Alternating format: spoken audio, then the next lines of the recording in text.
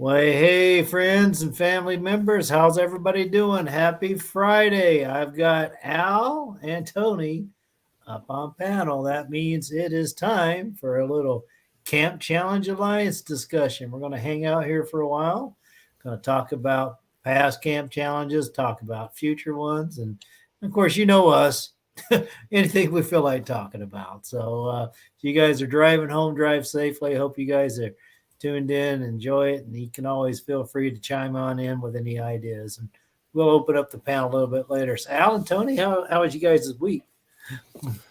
Not bad for me. Like I said, this part of the week I've been bogged down, but I did get out earlier the week, so I got a nice fresh new video for Monday. Nice. Very cool.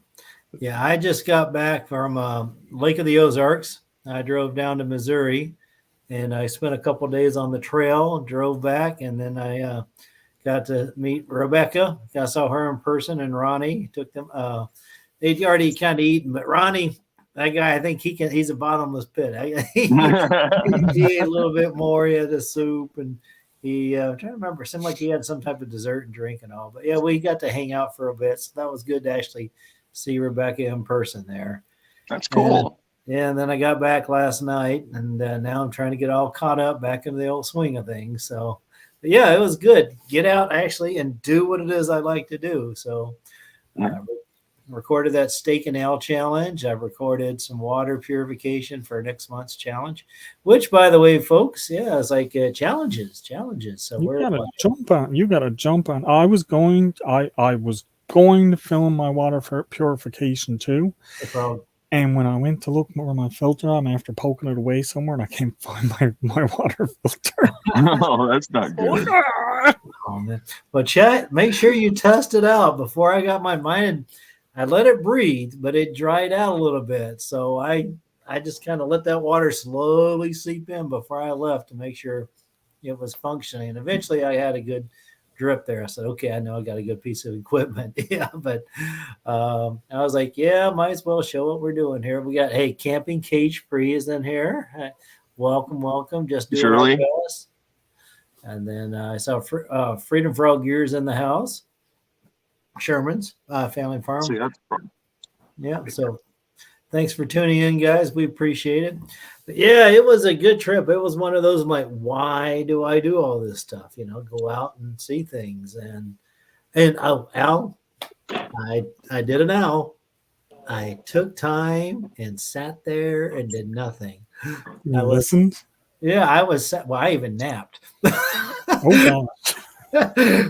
I sat there. I got up to a high spot, and there's a nice view. The sky was pretty, flowers, and I was like, I don't feel like going anywhere right now. So I was like, and I was on the little camera. I'm like, I'm going to do an Al moment, and so I just sat there, and eventually I'm like, you know what? I'm just going to lay back, sun on my face, nodded off. Later, I'm like, oh man, I'm feeling pretty good. I've done that so many times. Yeah. On the trail, it's like, this is a good spot. Take the pack off, sit down. Yeah, exactly. When you woke up, did you start awake, or did you just like kind of wake up and take in what was around you? It was one of those. I startled, because I was like, whoa, wait, I was gone. But then I was like, well, don't rush. And I was like, you're here for a reason. It's not just about getting miles. And because I'm looking at the map, how far do I want to go? And I was like, well, I got to get as far as the water because I'm going to run out eventually. And then from there, I was like, do I go another 5 miles or go to the next water source? And I'm like, I'm pretty dang comfy. And I'm like, I can sit here. I can do my water video. I can cook dinner. So I was like, find a place to hang your hammock. And that was it, So, that's what it's all about. Enjoy it. It's not just, as I was saying, it's like, it's not about, you want to take in nature. You don't want to just pass through nature. Right. It's not about the destination. Right. About the journey to get there. So we got Gary's in the house. Hey, Beltloop. And Gary. Mona did what? And it's Rebecca and Al. Yes, And hey.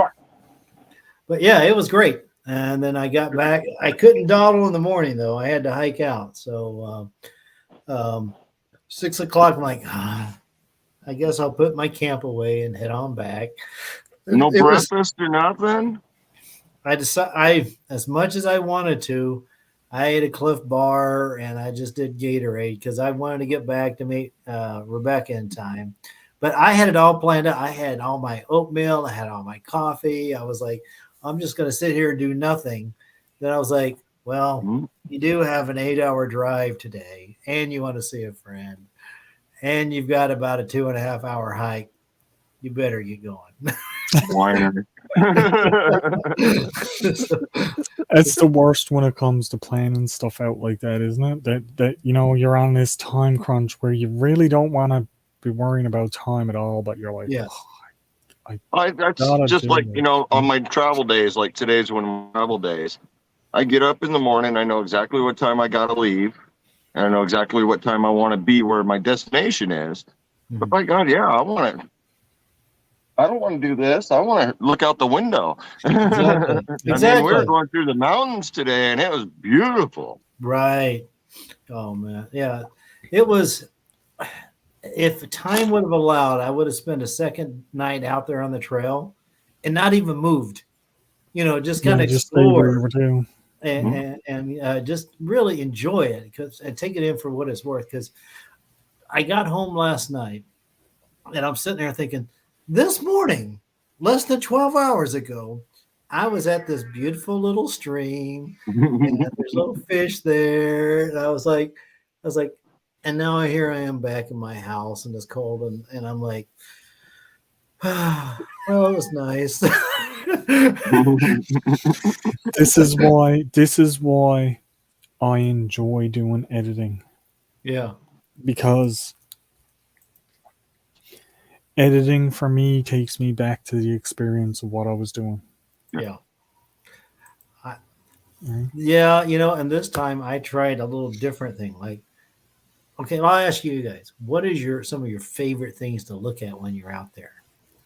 Oh gosh. Animals. Plants. What's out there for me. I mean, whether it be fungus, moss, anything's better than everything. Artificial turf. Right. See, like I had this running water, so I was like, get the camera down really low. No, not just the coming down at it. No, I stay dry. That's what I did in my video I just put out on Monday. I don't know if you watched it or not yet, but there was a part of it after I had my successful hunt. I said, okay, well, I'm going to go into the woods a little bit now, sit down, have a snack, have a drink, do whatever. But on my way in, there was this rushing little river. So I put the camera on the tripod, and my tripod, the camera thing comes out so I can lay the camera right down. And that's what I did. I kind of tried to get right in. It didn't come out super great or nothing, but I tried to get right in on top of the water with the water just coming out of the canvas. Right. That's when Al's going to slip and fall too. And that was running through my mind too, and I'm like, I better not dunk my camera while I'm doing this.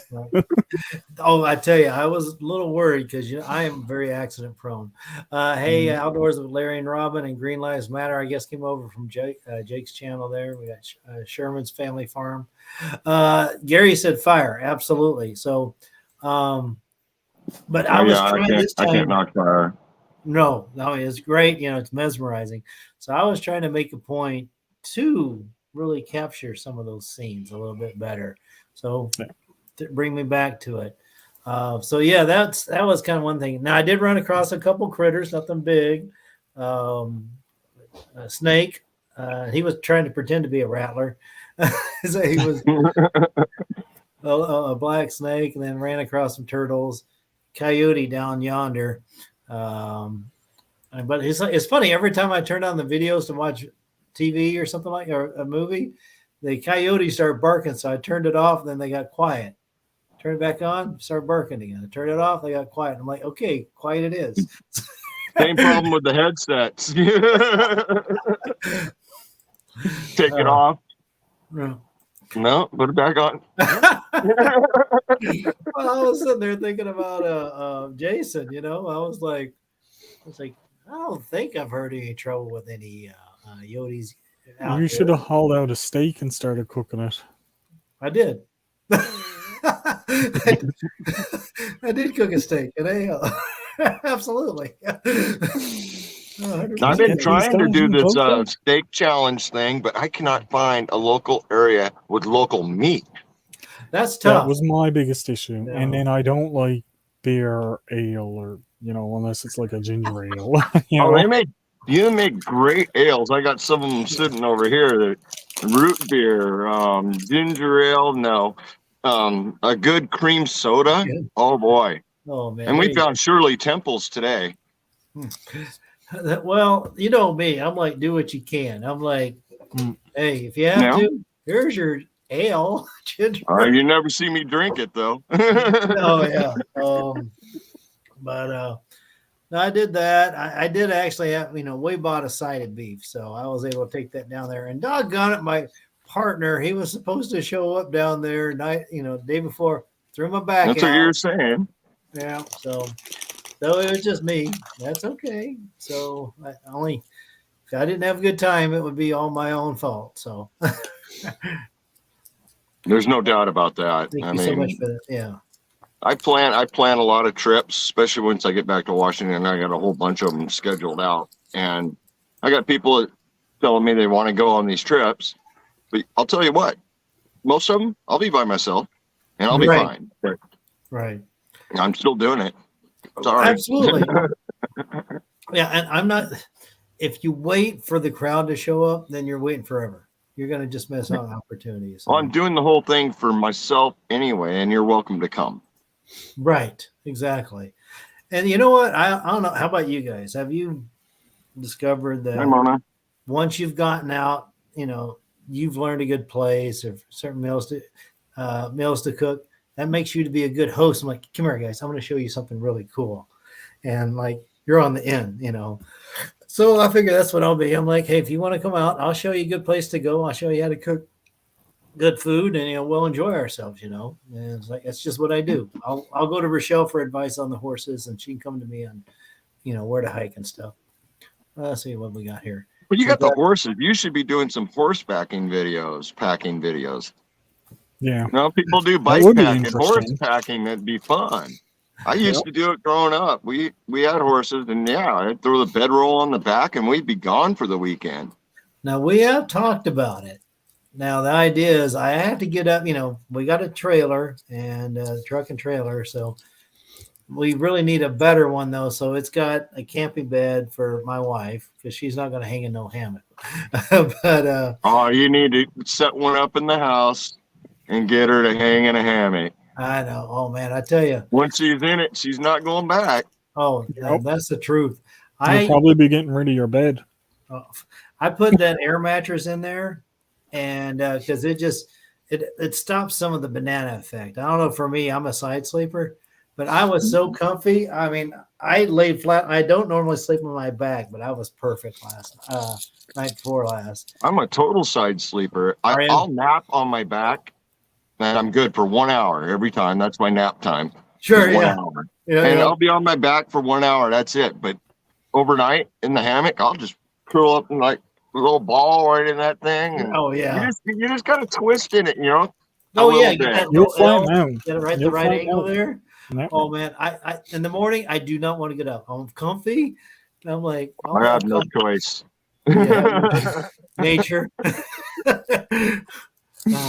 It does call. Yes, it does. And fortunately, it didn't call me at 3 a.m. this time. I was all right. Oh, that's always a bonus.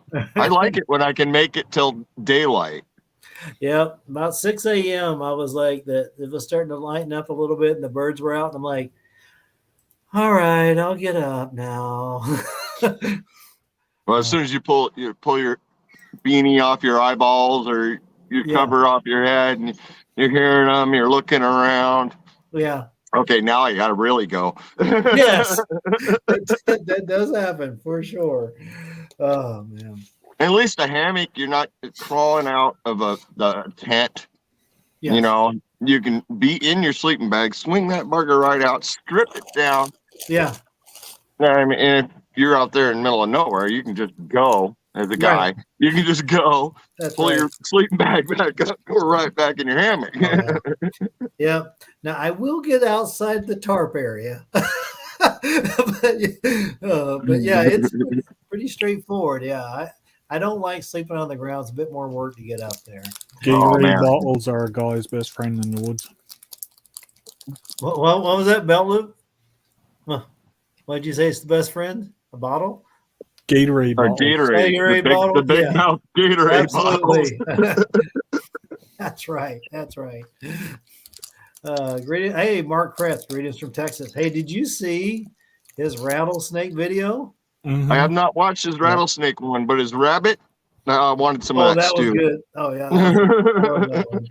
But yeah, it's like that rattlesnake looked really good. I was wondering if I liked his marinade. I'm like, I wonder if he threw a little bit of mesquite chunks on there. And I bet you that would pair up well with rattlesnake just because in that area. I thought Al did pretty good too. How many tries did it take you, Al, to hit that baloney? There's only the one try. Oh man, you just spoiled it for me. I just got back and I haven't had a chance to watch it. Oh, you haven't seen it yet. No, he hasn't seen it, but I got him the first try. That's pretty good. I'm good. I am a good shot with that thing. I do Did you use do the it. crossbow? Yeah. No, well, I have to go watch that. So, did you smoke it or did you like grill it up? I'm not gonna tell you anything else. You ain't gonna tell anymore. No, you haven't watched it yet. I can't tell you. I gotta go watch it here later. But yeah, I was just, man. Well, timing. That's okay. I'll get to it. That's a good thing about YouTube. It does not just fall away. I mean, they might wipe out our subscribers. They might. I've got mine planned. I know what I'm doing for mine. I just need to find the place to do it.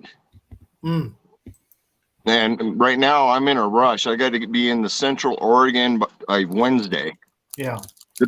I'm replacing my motorhome. I'm buying a new one. Really? No. You're pulling my leg. Wow.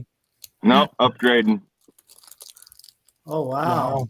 So we got to be there Wednesday, and I'm just north of Salt Lake City now. So we cut a bunch of our stays down to just overnighters. Yeah. Okay. Just so we can make up the miles, and then I'll be out on the beach, you know. That kind and of once place, I'm out on the beach, like I'll really be able to do this video, no problem. Excellent. All right, very cool. So yeah, you've got, well, I was gonna say a week, but honestly, as long as you get in, you know. Yeah. By the way, guys, if we say April challenge, you still have the first couple of weeks into May. Okay. We review it mid-May to watch this stuff. So April is catch and cook. So I caught a chocolate rabbit and peeps and stuff, and Al apparently caught some bologna. Not just any bologna. Not just any. Was it? Well, I'll have to watch it. You'll have to watch it. Yeah. Tony's gonna catch something for real, right? It'll be real enough. Real enough. I don't know. You guys ever seen Tremors? That's the only clue I'll give you. Okay. Looking forward to this one, man. So on next month for water, I find myself being serious. I couldn't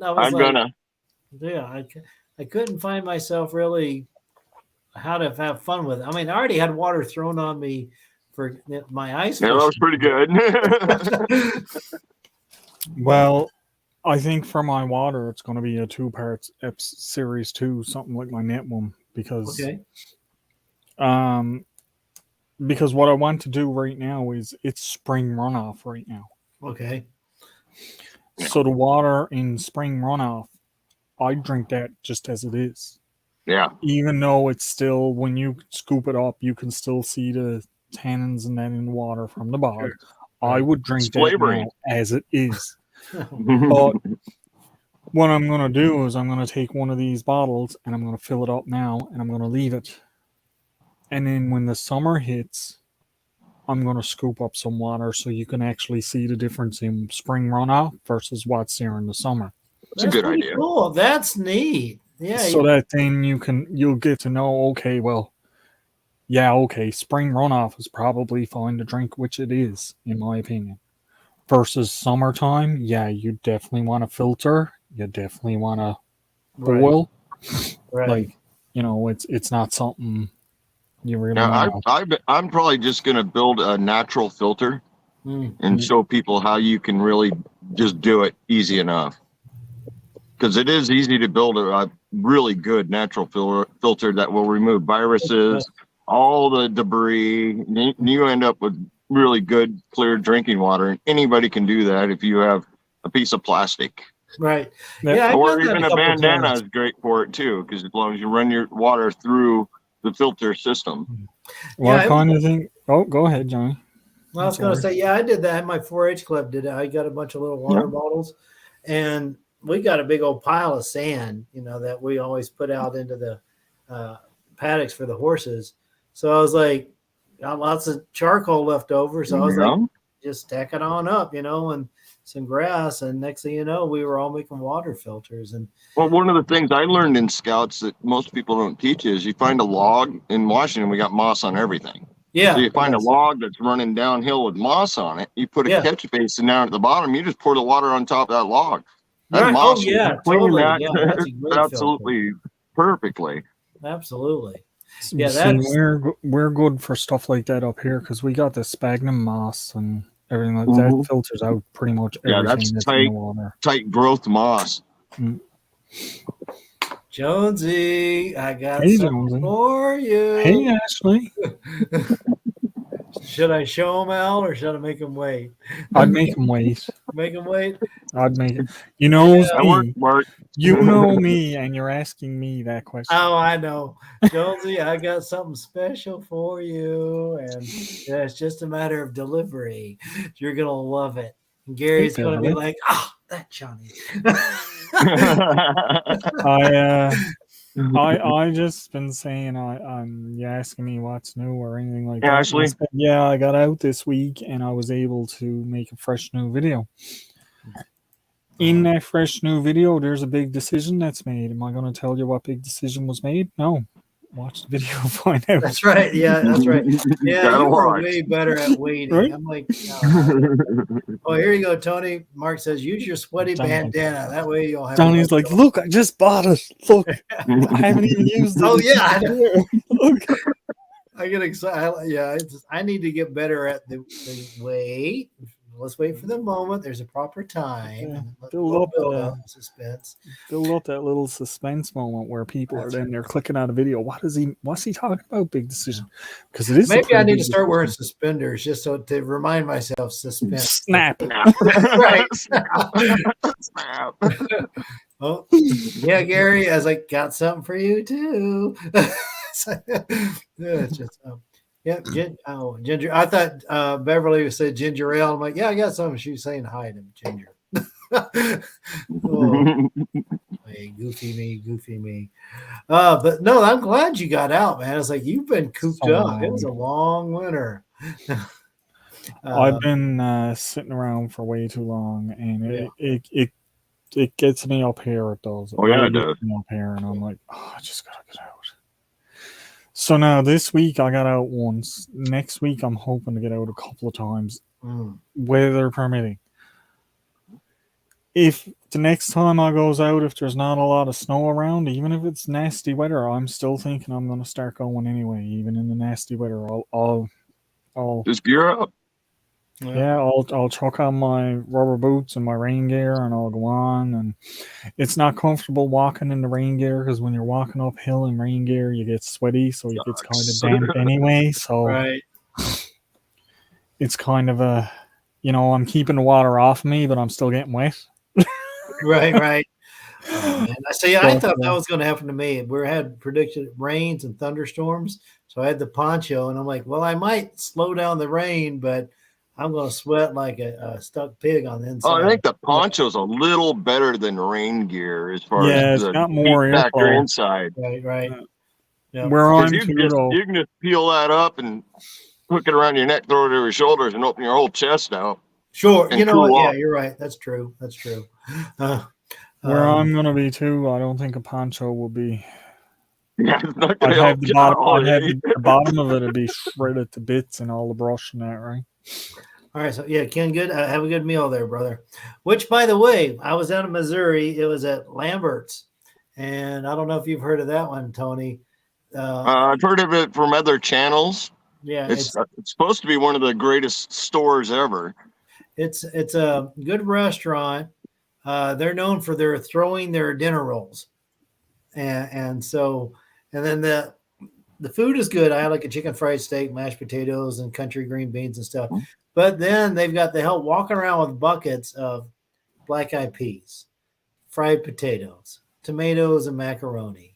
I forget what else they had, but it was Do they like just set them down next to you, or do they have to scoop out and only give you a scoop little out. bit? They walk by. You want some of this? You want some of that? You know. So I was like, no, yes, okay, yes, okay. And I was like, that looks good. But it's one of those that made me wish I probably could have ordered off the kiddie menu, and then it's like And still had the ability to get that stuff. Yeah. Oh man, there was so much. I like a good tater, oh man, all that food sounds great to me. And we don't get that in this part of the country, you know. Oh, here you go. Al, you should do a video on hypothermia. Yeah. Yeah, the green beans. I was watching somebody from Italy, and he was eating some southern green beans, and he was he's trying all these foods. I go, yeah, green beans. You can't. Come on, green beans and green bean. He took one bite, and he's like, oh. I'm like, that's right. We do it upright, but a little bit of ham bone, a little bacon fat in there, you know. Oh man, so good. And they do like my wife and just Johnny's and butter. There you go. That works. Not for me. No. I'll high roast it, really high heat sometimes, and caramelize them. But I like to grill my green beans. Yeah. Okay. Put them on like a griddle. Yes, absolutely. And just keep them rolling around on a very hot griddle. Oh my! You just add a little bit of brown sugar and honey to that. Oh, wowzers! Yeah. There you go. If you order a burger and you're still hungry after you eat it, hey Joe, bring another one out. No additional cost.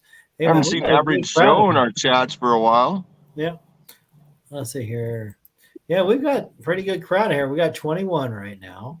13 on yours and 8 are on mine right now. Nice. So, well, guys, we appreciate you coming in here. Anyone know how to taste a Sawyer squeeze to make sure it's good? Oh, test. Well, I diced it up.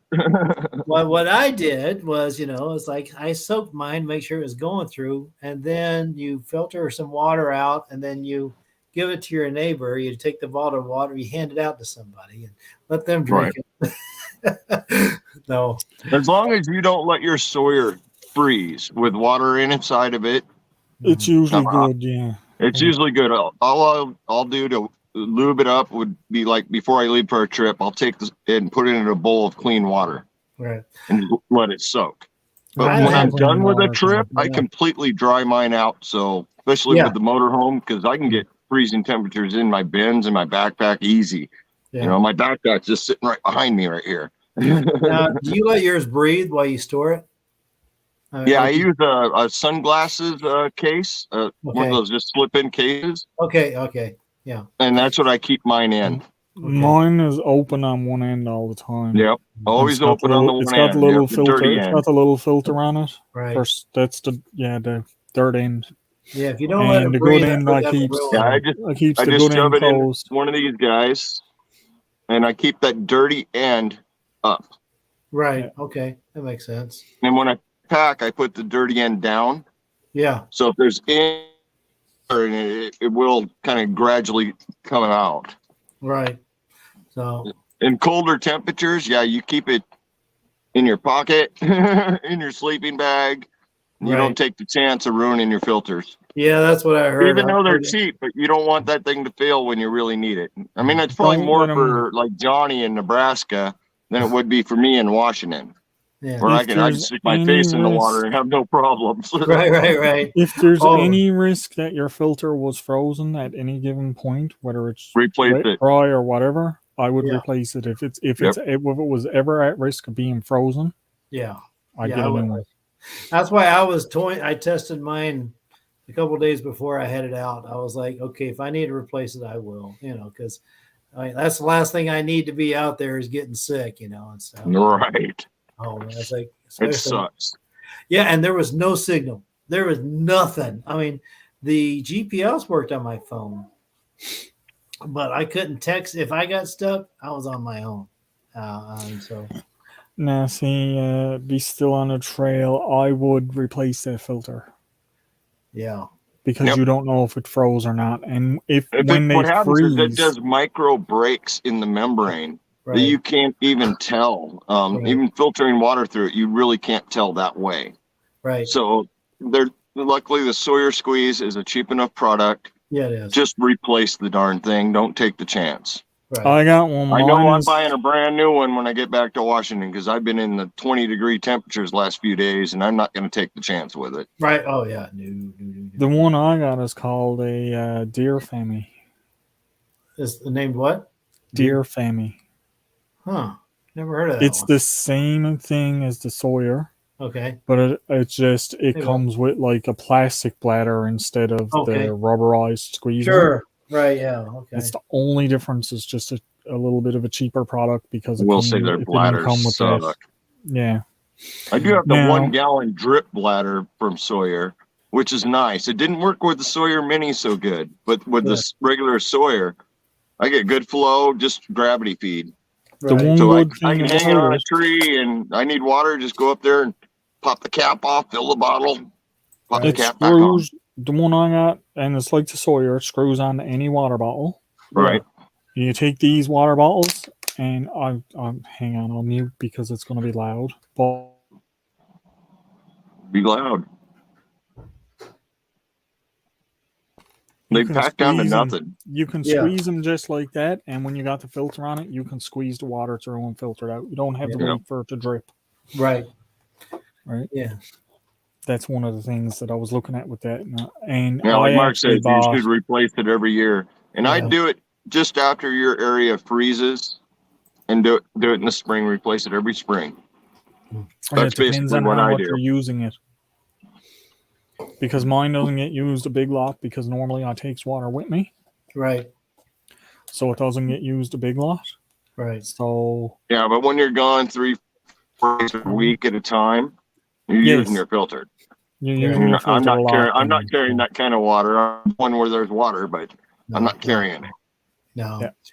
Yeah, I think I was carrying, what did I add, about half a gallon of water, a couple 32 ounces there. I carry 2 the 1 liter smart water bottles and one of the smaller sport bottles. Yeah. On my strap.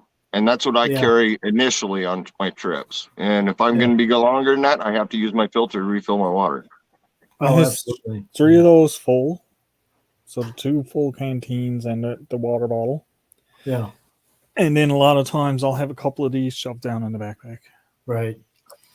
Yeah, now, that's a lot of water weight when you think about it. It is. On the way out, I was like, I am not filling both those containers. I was like, what is it, 2.5 pounds per gallon or something? Something like that, yeah. Yeah, it's like, so 8 ounces of water weighs 8 ounces. So it's got so I think it's actually 4 pounds, isn't it? Isn't it actually 4 pounds? Probably. I don't know what the conversions are. I know it's one thing, it's heavy. So you got water is heavy. A gallon. That's 32. Hey, Beth. That's 32 ounces in a quart. That's 2 pounds. So that's like 8 pounds. 8 pounds. That's a lot of weight. That's a so I was I can tell you, I noticed a big difference on the way home with my backpack than going, because when I'm going on my way home, I got a water bottle up at my camp, and if I have water left, I'll dump it in the water bottle, so I got it there for next time. Right. I always bring at least my little bottle full with me, no matter, like I'll say, I will dump out whatever I got, but that little bottle for the trip out. Right. Yeah. If it's a long trip out, I might take the 1 liter, Right. Here we go. Mark says, 1 good case of diarrhea is an excellent education. I won't blame anybody for testing that theory. But the thing is, One of the real bad things up here is you can get giardia from the water. Mhm. Well, you're that's not what he's careful. talking about. Yeah. He's just being kind of polite. And it'll be more than just one good case. Unless you get treatment for it, it can be really bad. Yeah. If you ever get out, get to a doctor, get your pills. Yeah. Yep. And get rid of that bacteria that's in you and get it gone. Otherwise, you can dehydrate so fast, you wouldn't believe it. Use dehydrated water. Mark, if you throw dehydrated water in the microwave, time stops, by the way. Yeah, I was actually toying with taking the Grail out with me because that was good enough to actually, that'll catch the pathogens. But I was like, I haven't heard, 8 pounds per gallon. 8 pounds per gallon? Yeah. Yeah, that's what Johnny worked out. It was about 8 pounds. Yeah. Dang. That's a lot. That's a lot. And so I was happy that, when I went home, I took out a liter, and the other liter container, it was empty. So I shaved off 2 pounds right there. The steak I ate, so that was gone. There's another pound. No, not till you get rid of the steak. You're still carrying it. True. Yeah, but you're not carrying it on your back. And and then the ale, that's gone. So that one runs right through you, so you're not carrying that out. Yeah, that was gone. But so I was a bit lighter on the way out, but I was like, I'm not hauling a lot of water. I'm like, I'm not gonna fall and break my leg. That was the plan. So I was like, be careful. But I was like, I don't plan to get stuck between here and the car for days on end. So, and it worked out. One of my biggest issues here lately is I have been extremely thirsty.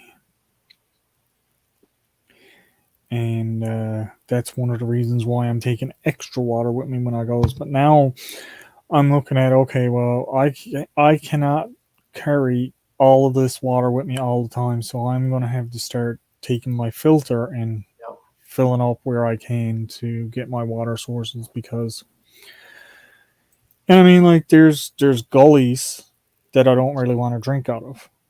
Yeah. But then there's the big with your filter, you can. Well, with my filter, I can, yes. But then there's the big pond up there that, okay, I know I can get good water out of this pond, and I'm fine. So that's about a third of the way to where I gotta go, and in between there and on out, then the only thing is little gullies. Right. So I'm gonna need my filter now more so than I did before. So maybe you guys can help me with the messaging. I've been trying to figure out the way to convey to people how important water is. I consider it like a credit card. When you go on a road trip, right? Okay, as long as your house is locked up or whatever else. That's a good comparison. All right, as long as you got your credit card and you're under your limit, you can just keep on the road, right? Just go to hotels. You can get your food. You buy your supplies. You got to pay your bills sometimes, but you can just try buying a new motorhome with a credit card. What How important is water on a trip? You must be on that platinum series. You want to know how important water is on a trip? Here's the best way you can put it. Do you want to go out without toilet paper? Which I took, by the way. I have no problems with that one, but yeah, I know, but it's some areas and some places. Do you want to be in the middle of the desert without toilet paper? I don't want to be without water. I don't want to be without paper because I use tablets for my paper, so I need the water too. So I mean, like, it's one of those things where it is a must. It is a very essential thing when you are out going around. You have to keep hydrated. If you start noticing I'm getting a bit of a headache, I'm a little lightheaded, 90% of the time, winter, summer, spring, fall, doesn't matter what time of the year winter it is. Winter's usually worst, but 90% of the time you are dehydrated. Right. Oh, yeah. In the winter time, you don't really notice the fact you're thirsty. In the summer, you absolutely do. So a lot of people think in the winter, no, in the winter time, you have to carry more. Yeah, and you have to have more water. Or you have to have a way of melting down the snow. Well, and also, it's like the air will dry out. Now, I thought it was interesting in Korea because we were just a bunch of drunk GIs. We were in a constant state of dehydration. Right. When we went to SEER survival school, and all of a sudden they were staying hydrated, my buddies were like, "Man, I haven't felt this good in years." But they were perpetually dehydrated. But no, what was neat about my trip was the path. I had to make sure I knew my points of water supply, how far I can And surely you can go further than 3 days without water. I have done that. It's not nice. It's not nice to your body at all. Yeah. Now, your brain, for that matter. Your brain needs the water more than the rest of you does, amazingly. Yeah, but you risk a lot of damage to your organs and that if you start going beyond 3 days. Yeah, I went 6 days. If you're in Arizona, though, you might only it was bad. Last 24 hours. Now we know. Now we know why. Yep. Tony is the way he is. 6 days without water. 6 days without water. 14 days without food. Man, oh man. Same trip. 14 days without food you could manage because your body reserves will. Oh, I lost some weight. Will do that, but the water, man, that's a long time to go without water. I was stuck in one spot. I could not get up and move or go gather. Oh wow! So for me, it was one of those bad situations. I just stitched myself up to stop from bleeding, and I couldn't move. Were you swinging? And the only moisture I could get is I was grabbing moss off trees and sucking on it. Wow, that's brutal. Because I couldn't move, so all I could do is gather within my reach. Right around you. Wow. Yeah. See, that's real survival. And grubs, they aren't much nutrition. No, I wouldn't imagine so. They're not very tasty either. No, they really nothing for the flavor. And the slugs, I let them walk on by. Oh, really? I've done slugs. I've boiled them. I've fried them. Yeah. Believe me, I've been hungry enough to test out all kinds of ways. It's better to let them walk on by. Oh, really? Wow. Oh, yeah. The nutritional value, even in Washington, where we get these giant banana slugs, like 6 to 8 inches long. We get them here, too. Not worth it. Do not eat them raw. They'll come right back up, and that is so much worse. There's one here that gets about, I'd say, 6 to 8 inches long, and it's pure black. And it's just a nasty looking. I wouldn't want to eat one. It's just nasty. And I definitely wouldn't want to eat them raw because a lot of snails and slugs can carry a parasite that'll get in your brain. Yep.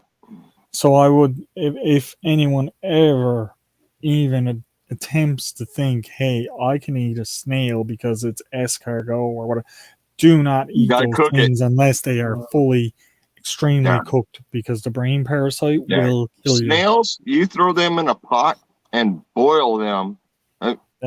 To disinfect water, we boil 5 minutes. A snail, you got to boil the shell before you can even boil what's inside of it. So you're looking at 10 to 15 minutes at full boil before they're edible. If you want to pick them out and throw them on a plate and fry them, fine. It's not that bad. You can tell when they're done. They're chewy and nasty. And 5 days, you lose your vitamins. Survival 3 is 3 minutes without air, 3 days without water, 3 weeks without food. Right. Yeah. That's nasty. You got me sitting there thinking about just the coating on the slugs. It's just all slimy and nasty. Well, what I've seen people do is they'll boil it and then drain it all off and then reboil it. And the first boil takes out a lot of that slime. A lot of it, yeah.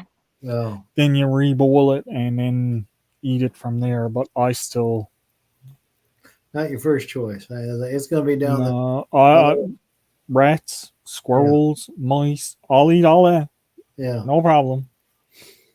A lot of grubs, stuff like that. I'll manage to eat them. Grubs are... If you can find a spot where you can score grubs, and I hate to say it, but up in Washington, you got to follow the bears. Yeah. No buggers know where to eat. Yeah. Oh yeah. They're tearing stuff up. They're showing you what to tear up. Yeah. Look. And they are sloppy. They are absolutely sloppy. All right. They said put salt on first. The There you go. All right. What movie was that? It was like A Bug's Life or something like that. A slug or whatever. They put salt on some. I'll tell you what. If you've not peed on a slug, you have to try it. Oh, sure. Right? Well, he ain't running away very fast. I remember grabbing some table salt when we caught some slugs as kids and just kind of let's see what happens to them because it's fun to watch it react. Of course, that was mean. Oh, around gardens and stuff like that, we'll take the beer, put it in tuna cans around your garden, and the slugs will go in and they'll die in the beer. Yeah. Huh. Interesting. It's a great thing to keep slugs off your plants. I mean, absolutely great thing. Beer's buy the cheapest beer, of course. Sure, of course. See, Gary. Well, I know a certain brand that people, if they have refrigerators, they might be just pouring out on their gardens now. So, but we're not going to get into politics here. So, cheap. Like, what was it? Hams. Yeah, Hams is cheap beer. Remember that? Hams? Hams. That's cheap beer. That's from Tumwater, Washington, buddy. Oh, you know this, huh? I grew up on Hams and Ole. What was the other one? Ole. Olympia beer. Okay. Oh, yeah. I remember that. Brewed in Tumwater, Washington. Schlitz. That's where I was born and raised, Tumwater, Washington. So. Yeah. Oh, man. And my dad, what did he drink? Heidelberg. My dad wouldn't touch any of that, so I ended up. Good for him. Yeah. I don't touch it either. I'll do Blue Moon nowadays. I did Coors. I don't mind a Blue Moon. That's a decent beer. I like Shock Top. What's the one? Steinerbach? Yeah, I think that's pretty good. But yeah, there are a few different ones. I don't drink a ton. Upsets the tummy up too much, but yeah. Well, you drink it out of the can or the bottle? Yes. Dump that thing like a vicious tide into a glass. Yeah. Let it settle and drink it. It won't upset your tummy anymore. Well, I think it has more to do with the massive amounts of beer that I drank in the 90s when I was young and in Korea. I think I aged my digestive tract. You were young in the 90s? Oh, that's right. You both are kids. Yeah, I went to Korea in 88, and it was like all of a sudden licensed to play. And so that's because it was great. No matter how much you drank, you just take a cab ride or stumble on home and you were fine, So got a bunch of Yaki Mandu, the pot stickers on the way home. Oh, yeah. A lot of street food. But that's right. Play with your beer. Just show us what a real beard's like there, Al. I was talking in my microphone thing. Give me another year, and I'll pass him right up. You think so? This is only about a year and a half. Yeah, I'm not even a half a year yet. No, I keep your hair grows quick too. Color. Yeah, you got a good one going there. I keep getting some curls right here underneath here and some weird gray ones popping out. So I'll kind of clean it up a little bit. Yeah, I see you. I haven't cut for a while, but I right below the chin knuckles where I cut my because I get the curls like you're saying. I'll get ingrowns and stuff like that. I'll just start curling right around. Yeah, I don't have that issue. Mine is a full underbeard and everything. I don't. All right. Do you guys see this comment from JLM? I had to call police dispatch. That sound legit?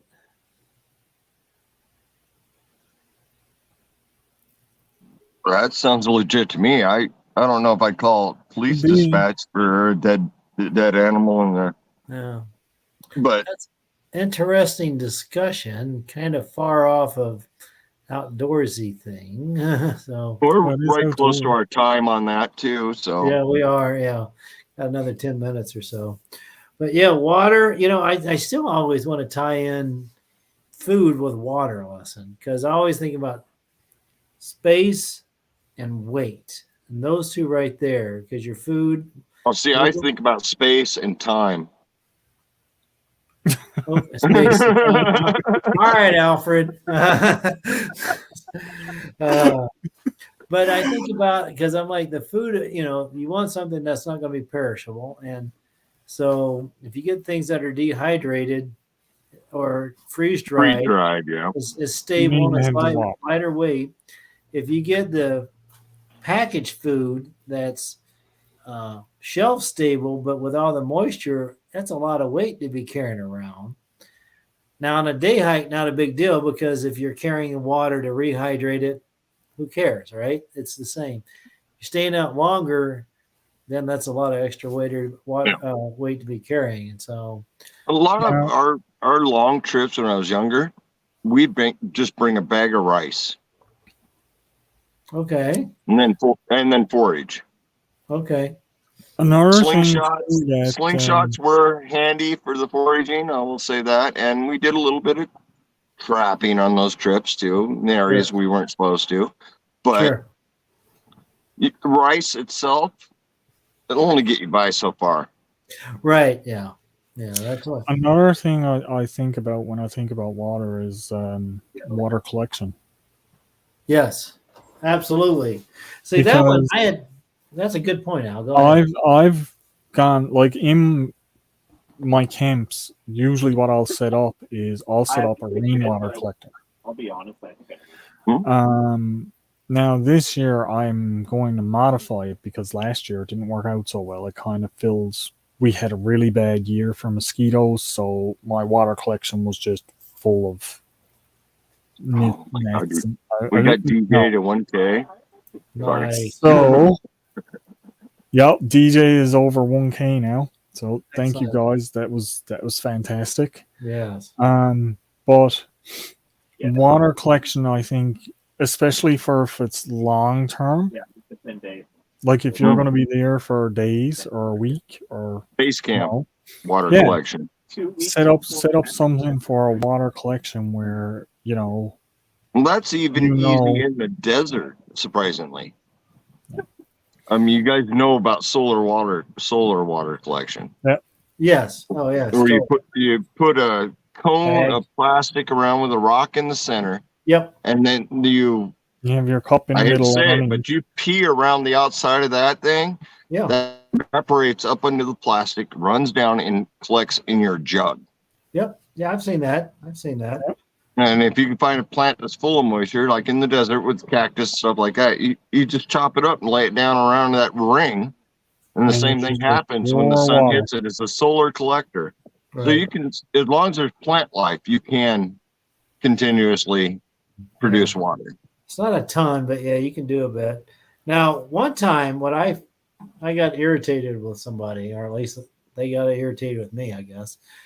I was watching a guy, he made that natural water filter, and he was over like Greece, and so he collected nasty parking lot water, but he goes, he's out by a stream, and he goes, okay, everybody thinks I'll collect water from a stream, but what if you don't? So then he showed how you get the sand and the charcoal and the green from your mud puddle. Yeah. And how to make a water filter. So then he gathered up some nastiest water that he could find just to show how it cleaned it up. And then one guy got all mad about how he collected water. And I'm like, dude, you're missing the point of his video. He's talking about filtering it, not collection. Two different things here. And I'm like, because in that case, so I was like, I went out later. I'm like, okay, let's collect water in Nebraska. I got lots of critters here. And, I'm not going to just filter this water. I'm going to be boiling the bejeebies out of this water. It's nasty. But I mean, like in the way he was doing that would be more of a dead survival situation where, you don't have access to any type of other water. Right. That's what I would have took away from that. Not, Well, any way you can gather water, as far as gathering, if you can gather water, you're doing right. Absolutely. It doesn't matter how you're doing it or anything like that, as long as you're gathering it. Right. The filtering process, hey, everybody, everywhere has to do this a little different. Glad you got this. Right. And Mark, I agree with you there. That's fine. But totally. Everything's different. Oh, Steve Borg's in the house. Distilled, good plan. There we go. Yeah. Distilled is a good plan. That's the purest you can do it. Yeah.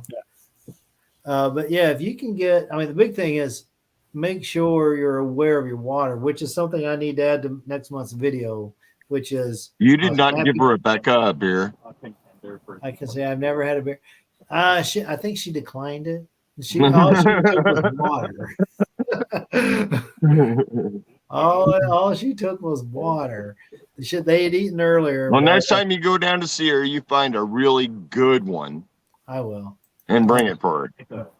I will do that. Not the junk we drink. Right. Yeah, mosquitoes and jungle. Well, bugs are, yeah. Well, they get like that. They get like that up here. They get jungle thick up here. It's horrible when the mosquitoes are bad up here. You can't. Well, that's why we're talking about the bug net issue, you know. And it's like, no, bugs net is one of my survival items. I'm sorry.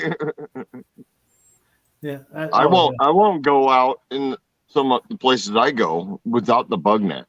Right. My head net for traveling around during the day, and my hammock bug net. Right. That is a survival item. Oh yeah, I shoot, man. Yeah, I can't imagine going out for extended period. Let's say you're doing a section hike or a through hike. I think I would be bringing out some good insect repellent out there with me. I mean, they had a long sleeve. I was wearing long sleeves out there on the trail, just for the sun and also for the bugs. Well, you know, I did that trip for, I think it was 9 days last year up on a lake. Yeah. Nice. And we didn't bring bug nets. Yeah. We brought spray. Yeah. Wish we had brought bug nets. Yeah, really? Yeah. I can see that. The spray doesn't stop them from pitching on you. And that's a they big hit problem. you all the time. And it's like, what do? You dress like this. Yes. In 90-degree weather, you dress 3 layers thick so they can't get here. My ghillie suit is also a bug net. The whole suit is a bug net. So right. If I really get really bad this year, I'm thinking a lot of my trips are going to be in the ghillie suit.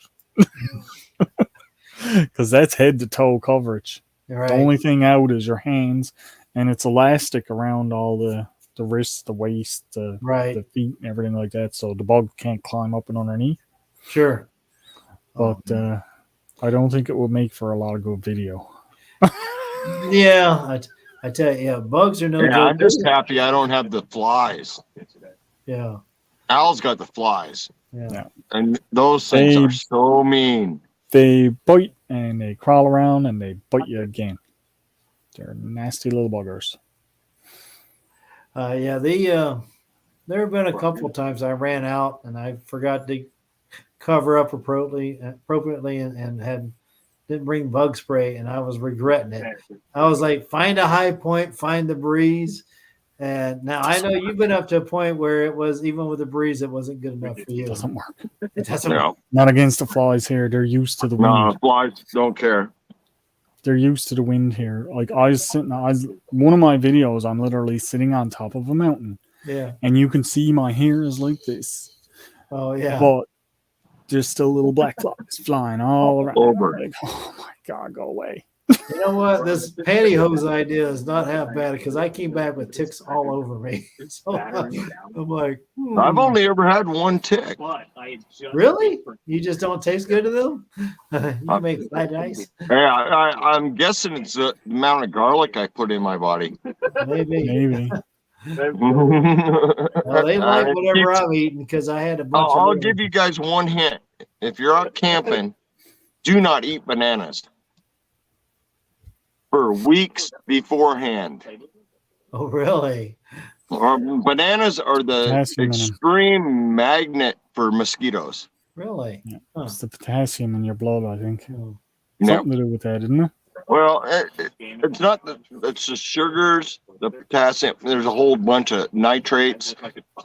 Bananas are great for you, Right. but Yeah. when you're out in the wilderness, a banana is the worst thing you want to eat and have to deal with the consequences on. So when they Because said go believe suck me, a I lemon, drink beer. It's loaded with Right. potassium. when they said go suck a lemon, they were just trying to help you out. Yeah. You're funny. But you keep enough garlic in your body, it does keep a lot of critters off you. Yeah. Yeah. I Even can the see that. vampires. Maybe that's where the vampire myth came from. Fair, I guess. Maybe. Well, I tell you, man, there's the garlic house over in Okinawa, and if my friends ever went to there, I knew it the next day. I know, Rebecca. Just teasing you. All right. Well, what do you think here? It is. We got an hour into this. All right, guys. I think while Al and I, and Tony and I, we keep it talking. We're going to go ahead and open up the panel here. So let me invite this here. Let's see. Copy that. Jump over to my channel. Say, bam. You can do it all through StreamYard. StreamYard, you know. The only No, I thing didn't you know can't that. do on StreamYard is pin the link. Well, Yeah, you have to do that in YouTube. like I just did just now. There we go. And now I'll copy and do the same thing. There you go. Where's the There we garlic go. house, brother? I can't remember. I've only went TDY there. Now in Korea, whenever you eat things like bulgogi or kalbi, and the side dishes, they'll slice up garlic, and you basically make a lettuce wrap. You put your rice and your meat and slices of garlic, kimchi, whatever, wad it up and eat it. And yeah, Fresh garlic? fresh garlic, not cooked at Oh, all. that's the best. Oh man, yeah, that heat and it gets That's into your pores. hot. People know it for a couple of days, but I've been eating for sure. And my kids were young. They wanted to try all kinds of things before I started cooking. And the one thing I pushed in front of them was like, here's garlic. Right. Real thin sliced garlic. Here you go. And then, their mouths were burning. It's like, Right. think about the difference in this. And I fried up the garlic, gave them a slice of the fried up garlic. Oh. And they're like, oh, that's so much better. And I was like, no, it's not. That fresh garlic is so much better than the cooked garlic. It may be hot and potent, but it's so much better for your body, for the environment, and well, not so much for your breath, but hey, we all know that. If your honey's eating garlic too, you just neutralize. Man, No it's a problem. magnet for me. So, Oh man. and the other one was Oh, Brussels like- sprouts. My kids are like, "Oh, I don't want to eat Brussels sprouts." So I took a raw Brussels sprout, just cut it in chunks. Here, eat it. Yeah. Oh, that's good. And now they're addicted. Cook, grill, doesn't matter with the Brussels sprout. Oh yeah. Tony, Brussels I've always had Brussels sprouts in soup Really?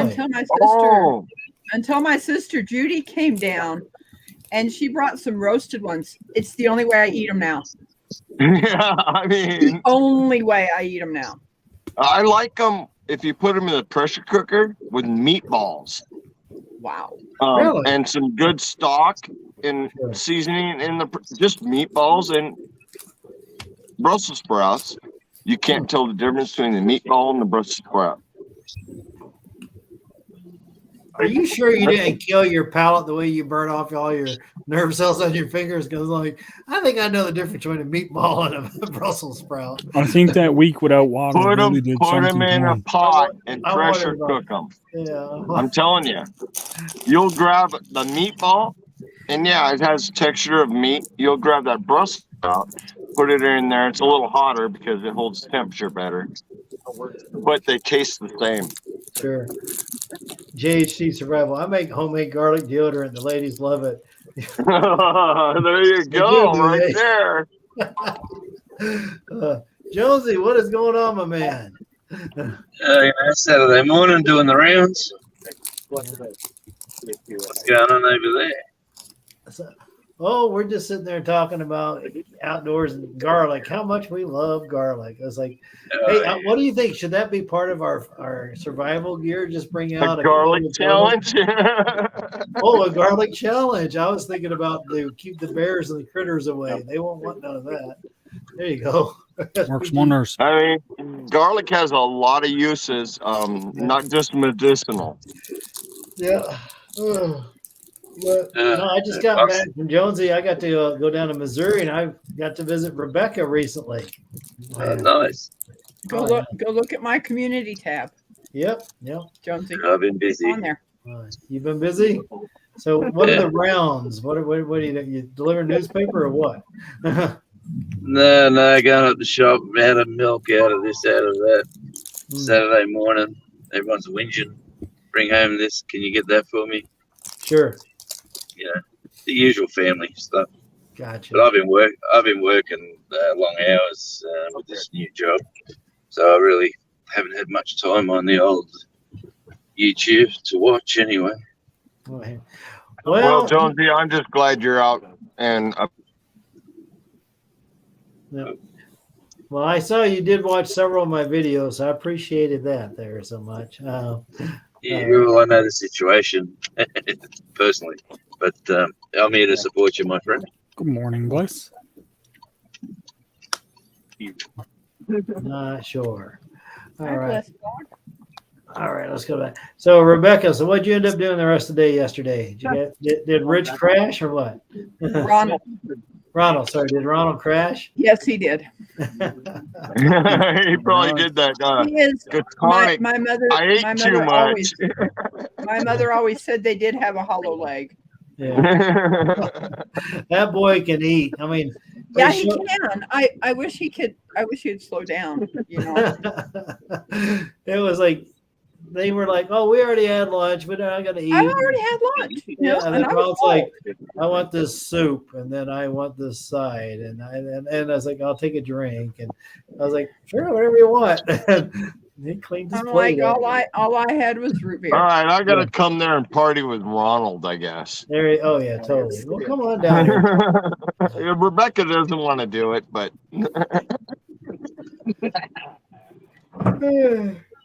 I'm a good eater. Yeah, you are. You are.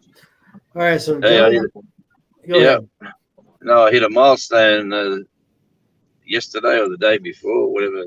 What's the date over there now?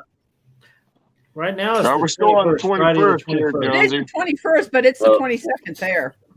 Well, yesterday your time, I snapped over to the big 60, and the daughter brought home a bottle of whiskey on the day before that and said, I want to have a drink with you while you're still in your 50s. So I'm still recovering from that. There you go. Oh, that's you funny. don't accept that option from your kids. I found that out in a hurry. Well, Bless is in the house. Thank you very much. It's like I was watching her. Hey, Bless. What she had eggplant videos out there. Got me thinking about eggplant parmesan and stuff like that. You know, that's something I've never had is eggplant. No? Huh. No, never had eggplant it. is really We good. never grew it on the farm. I had eggplant lasagna. Yeah, I've got something. That sounds good. You dredge it up, fry it up, make it up in layers and stuff. But I had zucchini lasagna. I've had a lot of different kinds of vegetable lasagnas. And I'll tell you what, people that bitch about vegetarians, stick it, man. Yeah. Some of this stuff is good. All right. Oh yeah. Well, Steve, hopefully this is your last snowstorm. So, Jonesy, I was spending some time on Bless's lives, and it is interesting. It's like one time I almost kind of took over because I'm making comments, and so she's talking, and then she had to turn to her friends, and she's like, "Oh, she says this is turning into an English lesson," you know. But if you guys haven't gone on to her lives, it's like Mr. She says Mr. Jonesy or Jonesy, sir, and then same thing, expeditionary. I get Mr. Radio. Mr. Hey, Radio. Yeah. But she does do good. She responds to every. If you guys haven't checked her out, Oh, great. I'd be polite, and I call him Jonesy, but yeah, that's not my Yeah. first choice. That's Danny's all right. here. Well, Danny, you're certainly welcome to come on up there, dear. We'd love to have you up here. Hey, Steve. Let's see here. Bless says red face, red heart shaped face. Oh, it must not be picking up the image. That's the little Emojis. Emoji, yeah. It's not coming over on StreamYard. I wonder if it's showing up on YouTube. Okay. No, it is. The emoji is? Okay, gotcha. Yeah. Oh, where did we get? I home guess- from? I don't see Guess what I- StreamYard. I just see the two chats on Okay, where to begin homestead? YouTube. Guess what the lovely Mrs. J bought me for my birthday? I don't A know. razor? Aspirin for the hangover? What? a toupee. A toupee? No, you're all wrong. A GoPro 11 Black, whatever they are, Hero. 11. Nice. Nice. So I'm going to take it out shortly and give it a test run. So Now put that thing in the water, Jonesy. You wouldn't believe what you're going to see. so they tell me, yeah. You gotta take it out on the beach, man. Go. Oh, I just want to see. Beach is kind of hard because the tide can take it from you. Yeah. But no, the like my last video with 3 different cameras, and you look at it you look at it on the phone and it looks reasonably well, but then I said I really need something with stabilization Chris. because of me. When I walk, I'm all over the place like this. Oh, Chris. But that is the something- I could use that. My last one is wobble wobble. picture quality was terrible when you put it on the 95-inch TV, and you go, "Oh man, I got to." And then she said, "Happy birthday," and I went, "Hello, hello, hello." How many of us have a 95-inch TV at 8K? I don't. I don't. Hey, Jamie's just in the know. house. Hey, brother. Jamie, I just recorded my staking Hey, out Jamie. challenge while I was out on the trail in the Ozarks. So I'll try to get that posted here shortly. I've got some editing and some things to add to it. And on Monday in the mail, we'll be going out a bunch of these. There you go. Here, let's bigify you.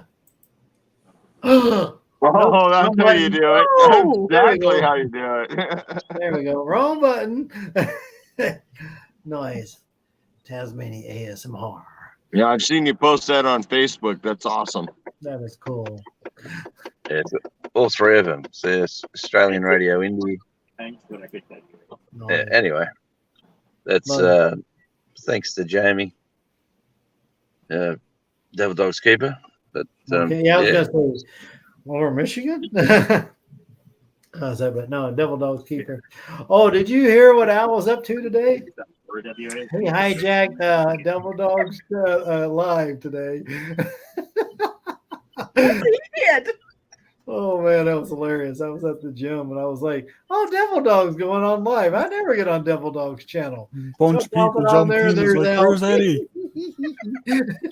Eddie's not here.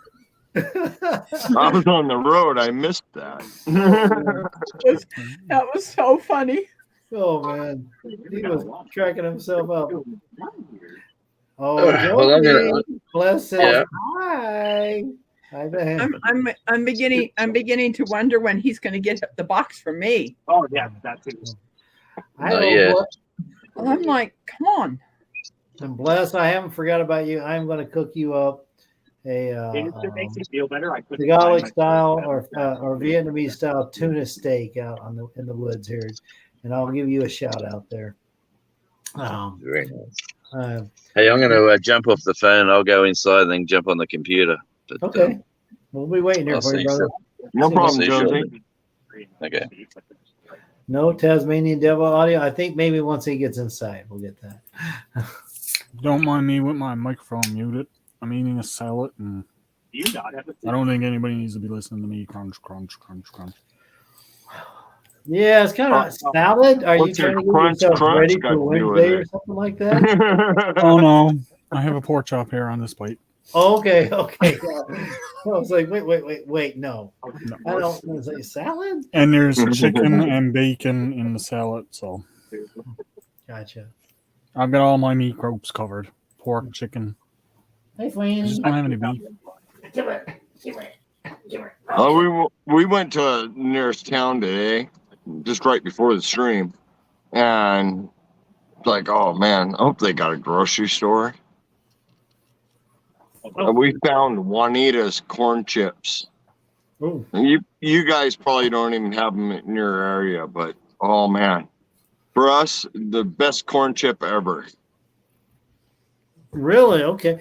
Now, if I watched King of the Hill, if you listen to Lucky, you got to have a Frito right off the conveyor belt, right out of the fryer. Those are the best times to eat chips, right out of the fryer. Sorry, but so Juanita's chips. I are won't just argue with Frito. that one, but I'm not going to sit on the production line. Right. We had to break into it to get that one there. Okay. Oh, and here he comes. Eddie. What's up, Devil Dog? Hi, Devil Dog. Hey, brother. Are you feeling violated?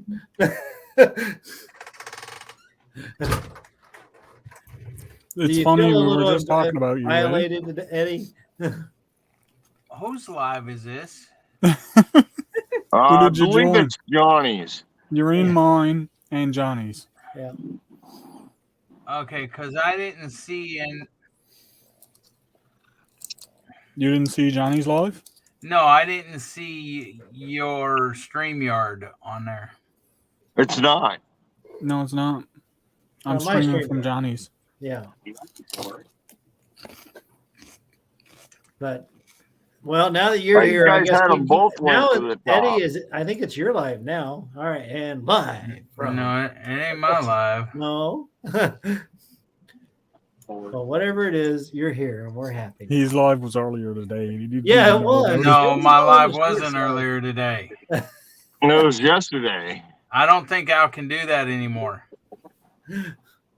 Because I removed my stuff from his stuff. Chef's in the house. Hey, brother. Hey, Chef. What up? What up? Hi, Oh, Chef. man. The gang is Hello. all here now, man. So it's growing. The party's getting live now. Yeah, you saw Devil Dogs live earlier today, right? It had the Devil Dog wasn't live earlier. I was like, but Chef, what you doing? You picking up the kids, or what's going on, man? Nah, I just got out of work. Hey, DD Vishal. What's up, DeCilo? Hello, what's So happening? honestly, Eddie, what was the first thought went through your mind What are you talking about? when you You're saw live. yourself coming up live? When I see Did you what? think you got hacked? Or? No, well, I didn't He's see. probably still sleeping. I wasn't live. No, he wasn't. I've been in color. He was in with Randy. Well, I think your watch hours went up a little bit today. Nope, I don't. And I you don't got a need- super chat. I don't Yeah, need you got watch super- hours. You even got a super chat out of it. Yeah, whatever. You Did got a subscriber? You Yeah, you got a super chat. That's so bad. So Chef, tomorrow is tomorrow's Saturday. So what you gonna be cooking for breakfast for everybody? Actually, I'm got to work tomorrow, so probably nothing. What? Yeah, unfortunately, I got to work tomorrow, so Yeah. I got to see what I can cook up tonight, so I can have something, Yeah, or I'll I'm stop for a working- burrito. Yeah, that's tomorrow. So I'll be having my oatmeal and stuff. That's my plan. I think I'll stop for a burrito tonight. There you go. Bless blog saying hello, Expeditionary Johnny. Hey, bless. Oh, Hoorah, Jim. Yeah, now that Bless. Jonesy went off the panel, but yeah, Bless has been out there. You know, Bless? Who? Me? Yeah. Yeah, I know Bless. Okay. Yeah. Yes, Bob. Al introduced me to her the other day, so I'm not as prominent in the live scene, so I don't know everybody. Oh, don't knock over my chip or crackers, or Cat. Cat's getting ready to make a mess here. So, Well, Eddie, what have you been up to? Can't trust the cat. That's why I have dogs. Okay, you call it Drunken Chef to do the challenge, Johnny. To do the challenge, we need. Okay. And be still at least another half hour, 40 The minutes. chef did participate in the fire challenge. You know what? In May is water, right? And what do you need water for? Cooling off. And who has spicy food? No spicy food. I'm seeing a possibility here. I'm seeing a path here for a chef. I got spicy food right here. Yeah, you do. So is that the challenge coming up? May is water. May is water. Okay. Right now, April is catch and cook, in which we've been very liberal with, where, you know, like I caught a chocolate rabbit, you know, and we grabbed some robin's eggs. I'll shot a bologna. Yeah. So I don't know if you can get yourself a jackalope or something down there. That's right. I remember you tagged me in that video, your little video in the beginning. That's right. Oh, that's right. I did put I put some of your what did I go with? I'm trying to remember if I used the habanero. Anyway, I used some of your rub burgers. That's right. And oh yeah, the little girls, they were starting to taste it. I'm like, careful now, it's got a little bit of heat, man. But yeah, water. I want some of that little bit of heat. Yeah. Which one of them has the heat? Which one of them has the heat? I would say the habanero and the ghostly shadows they pack a little bit of a punch. That's for sure. What did I put? Oh, the quesadilla. Not too bad, but we could do better. I tell you, the jalapeno on my quesadillas, that was good. That was right on, man. That little crunch on the outside, and then that's a good idea. Oh yeah, it is. Who'd you just bring up and disappear? That's Jonesy. Hang on, I got a problem with my camera. Yeah, take the lens cap off. It's not on. Turn the lights on, brother. It's morning there. It's not midnight right now. So hey, Jonesy. Hey. I think I got a package from Andy today.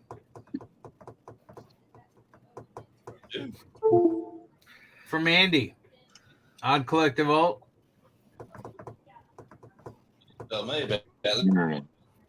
I'm sorry? I'm not. So, Jamie, I was told I should use your wood stick cooking challenge on my latest video. I just did backpacking crab cakes. Used that little firebox, and I did little twigs and stuff on that one. That turned out to be pretty good. I was pretty happy with that one. And then, Ken's taking off the store. So you're gonna bring me some of those crab cakes? Well, we might have to make up a fresh batch of those. Where do you guys get crab in the middle of the United States? It was imitation. No. Oh, that's not bad. From the Missouri River, don't you? I watched this video today. I can get crab here. Well, you're close to the Gulf, so yeah. My wife makes a crab. You're not talking about those kind of crabs. It's all invitation. So JHT, that would be a good video if you can take some of that trout, cook that up. That'd be really good. Those are there. All right. Jalapenos I can't wait to get back to trout fishing. Based on y'all's input, I'm going to pick up a new Sawyer squeeze. Not a bad idea if that one got a little bit on the cool side there. No, I know I'm replacing mine. It's like Mark said, do it once a year. It's worth it just to be secure. Peace of mind. Yeah, you don't want to find out something the hard way. It's just, I know they're supposed to last 100,000 gallons or whatever, but I probably put 50,000 gallons probably through mine last year. So, wow. So, well, yeah, you do practically. You live outdoors. You're always out there. I got to filter everything. So Right. I actually have a filter for the motorhome that's almost on the same scale as the Sawyer. Yeah. That I have to replace every 2 months. Got a filter on your camera? I don't have a filter on my camera. I don't have a filter on my mic. I don't have much of a filter up here. A lot of things that come out of my mouth I shouldn't be saying. Or here, yeah. I'm trying to look more like you, Johnny. So I'm trying to get to those there you go. lofty See, heights. So you're trying to lose the hairstyle? Yeah, I've shaved it off just to look like Johnny. Well, see that right in the flat. Was it? You need to grow it out. The greatest form of flat. You need to grow it out a little bit. Jonesy, let's see what you can do. Yeah. Yeah. Where I work, they want me to shave it off, to be honest, but I said no. Right. One time I did the what do you call it? Wolverine type. Or at least his brother. I ended up like cutting right here down the chin, and I had it all growing down here and up to the goatee area. My boss wasn't too thrilled about that one. Eventually, I never cared about that. I didn't like it either, but I did it just to be weird, and it was. So now, what I wouldn't mind doing is doing the old Ox Baker. He's an old wrestler, and he had the goatee and the Fu Manchu growing way down long. And I wouldn't mind doing that for Halloween sometime. You need to have one like Al and get 2 plaits going, and then make it like it's someone can really grab it when they fight you. And while they hit you, bang, bang, bang. Aren't you all happy with me right now? This is the rescue cat that we got from Colorado here. So I guess me disappearing for a few days, absence makes the heart grow fonder or something like that. So she's named Bob. Bob. Oh, it's Franny. Bobcat. Yeah, Bobcat. No, she got a long tail. So not Bob. No, I wish I'd been filming back in my younger years and been able to shoot some things like the Bobcat. Right. Where I tracked him down. You know where I tracked him down to? Right through my camp. Well, hi, Miss Maciel. Welcome. Let's say we got Mrs. is there. Bonita in la calle de Chismoso. All right, Chef. What does it say? I don't know. I can't see it. Mira nomás. Michelle, we don't speak Spanish, so I can't see it. So you, all right. The print is too small on my phone. Hey, Jonesy, I just sent you an email. That's a big old rig coming in. It says Mira nomás. Que bonito. It's like what's happening? It's beautiful. It's because I'm on here. You happened to pop in and saw me in here. In la calle de Chismoso. So he's the only one who knows what it says. Yeah. In la calle de Chismosos. Oh man. How's the weather down there, Chef? What's that? How's the weather down there? Hot. Yeah, I'm up in Salt Lake, and it's miserable. Yeah, it's pretty warm. It's right now we're in the 90s.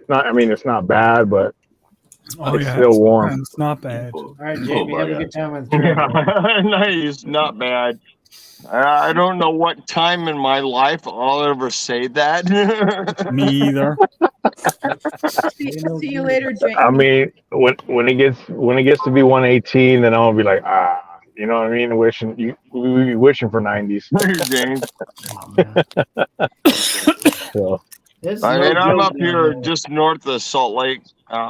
Believe it or not, I did a video when I came down and I visited Salt Lake last year, and it was empty. It's absolutely flooded out here. I can't show you. Too many motorhomes in my way, but wow, the difference a couple months will make. Oh yeah. From what I've heard, like Mead is full. It's just crazy out here. Well, the weather. But then again, I've got to skip all my adventures for the next few days, which kind of sucks. You got to upgrade your house now, right? I got to go buy a new motorhome. And so wife wants it. She's getting it. Oh, so. I was going to ask, what was the spark or the catalyst? So it was your wife. She's like, "You all right, Well, trail man? While you're on the trails, I want to be more comfortable." I haven't. In my videos, you'll see it coming as we talk about the problems we've been having. Yeah. Yeah. And I spent a few $1,000s trying to keep this thing just going down the road. Right.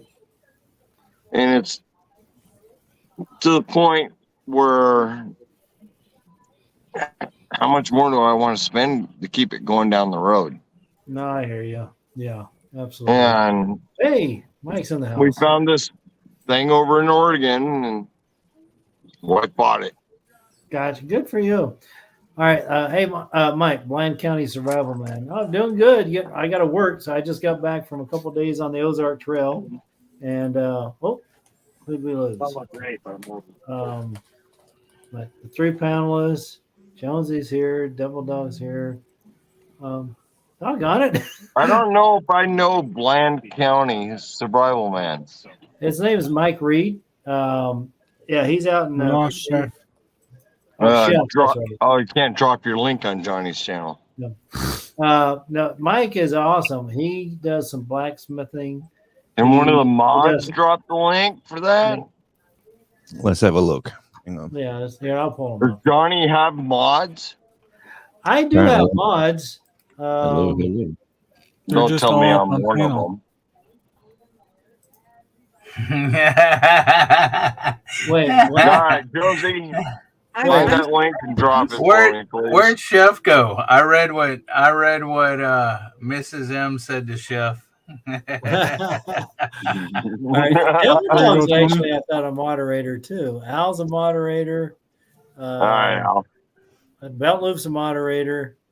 Oh, I think he took off already. I'm kind of. What do you need me to drop?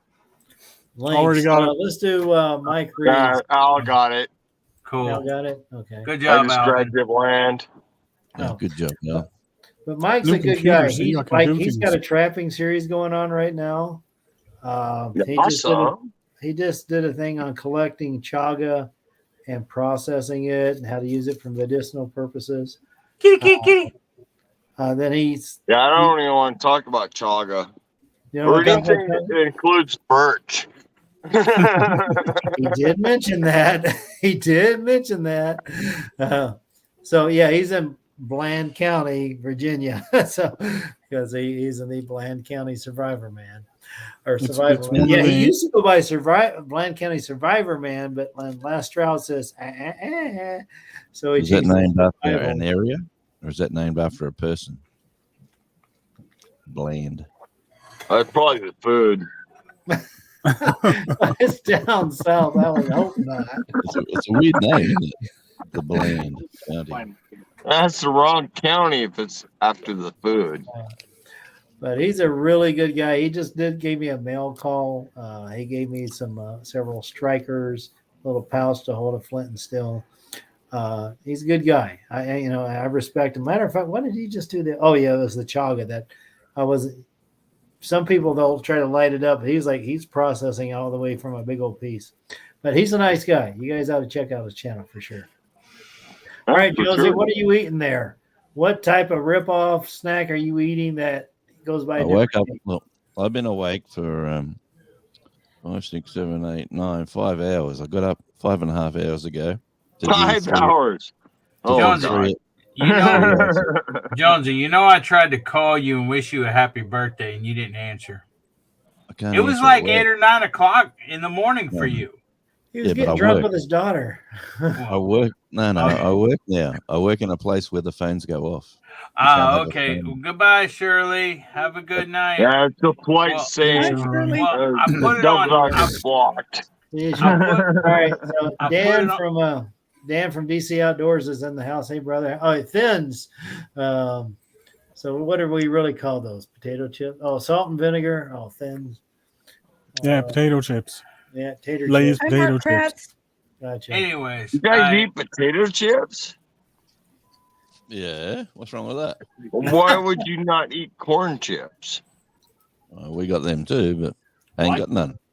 Ain't These got- were on sale at the Oh. supermarket this morning. Do any of you have a brand called Juanita's? No. Never seen them. Sounds like a hot sauce to me, but not Sounds chips. like a girl. It sounds like a I girl. wish they made a hot sauce because their chips are beyond reprovision. Wow. Wait, that's good to hear. We don't see them much down here as we travel. Where's they based What? out of? Huh. I think in Oregon. Oregon. Now I saw Duke's mayonnaise show up on the shelves the other day, which is more of a I have southeast. not done Dukes yet. Yeah, so yeah, I might have to get some of that. You coming? What are you doing? What are you doing? Nothing, I guess. I guess she's not doing nothing. All right, so we launched Devil Dog went hiding. Al's back there. All right, so Jonesy has a new toy to play with. And so camera. so what do you think? You're gonna mount it on your head? You're gonna No, just tripod? I've got the stick that'll do, Oh, and I can self-stick. yeah, it can expand high. I can make it look like a drone. Okay. And yeah, I don't know if you've seen the last video I did where I put the camera I did have in the brook or the little channel where the waterfall ran off into. So I did a test run. I don't know how this works. Right, I put my mini card in memory card in that I had in this camera in the Okay. GoPro, and it Okay. come up with the card's not strong enough to hold the data that it's going to get through the GoPro, but you can use it. So I used it, and then when I come home I looked at the footage on the camera, and it looked amazing. I come home and put it on the computer, and everything was just freeze. Oh, really? Yeah. So Too I big? couldn't use. Well, apparently it's too big for the card. So then I went and got the new card, which has to be higher than a V30 speed or something. For the you up? GoPro. So I put that card into it, and yes, it's 9:30 a.m. So I'll be going out very soon to give it a bit of a crack. There I you think go. there's a surf carnival on down at the beach, so I might even. Oh, there you go. That'd be fun. That'd be cool. So, Chef, How's you're it going, Chef? working this weekend, but you got any new, I don't know, recipes or adventures you got for the family coming up here? Actually, I will be having a video coming up. I just got I just got connected with Monument Grills. I'm not sure if you guys are familiar with the brand. And they sent me out a 2-burner griddle. It's actually an outdoor griddle, portable. Nice. And what I got to do is I got to make a video review about it, open it up kind of thing, and then do a couple shorts. And it pretty much is mine. They paid all the costs for it and everything. And so hopefully this will give me something that'll kind of go long term with them. That's what I'm Nice. looking forward You to. like So the product? I haven't actually used it, so I'll know once I use this product. Yeah, I've seen they're pretty popular now amongst the barbecue community. They've given out a lot of different product to people. Gorilla Joe's one that's really connected with them and stuff. So we'll see. We'll try it out. So you're confident? Yes.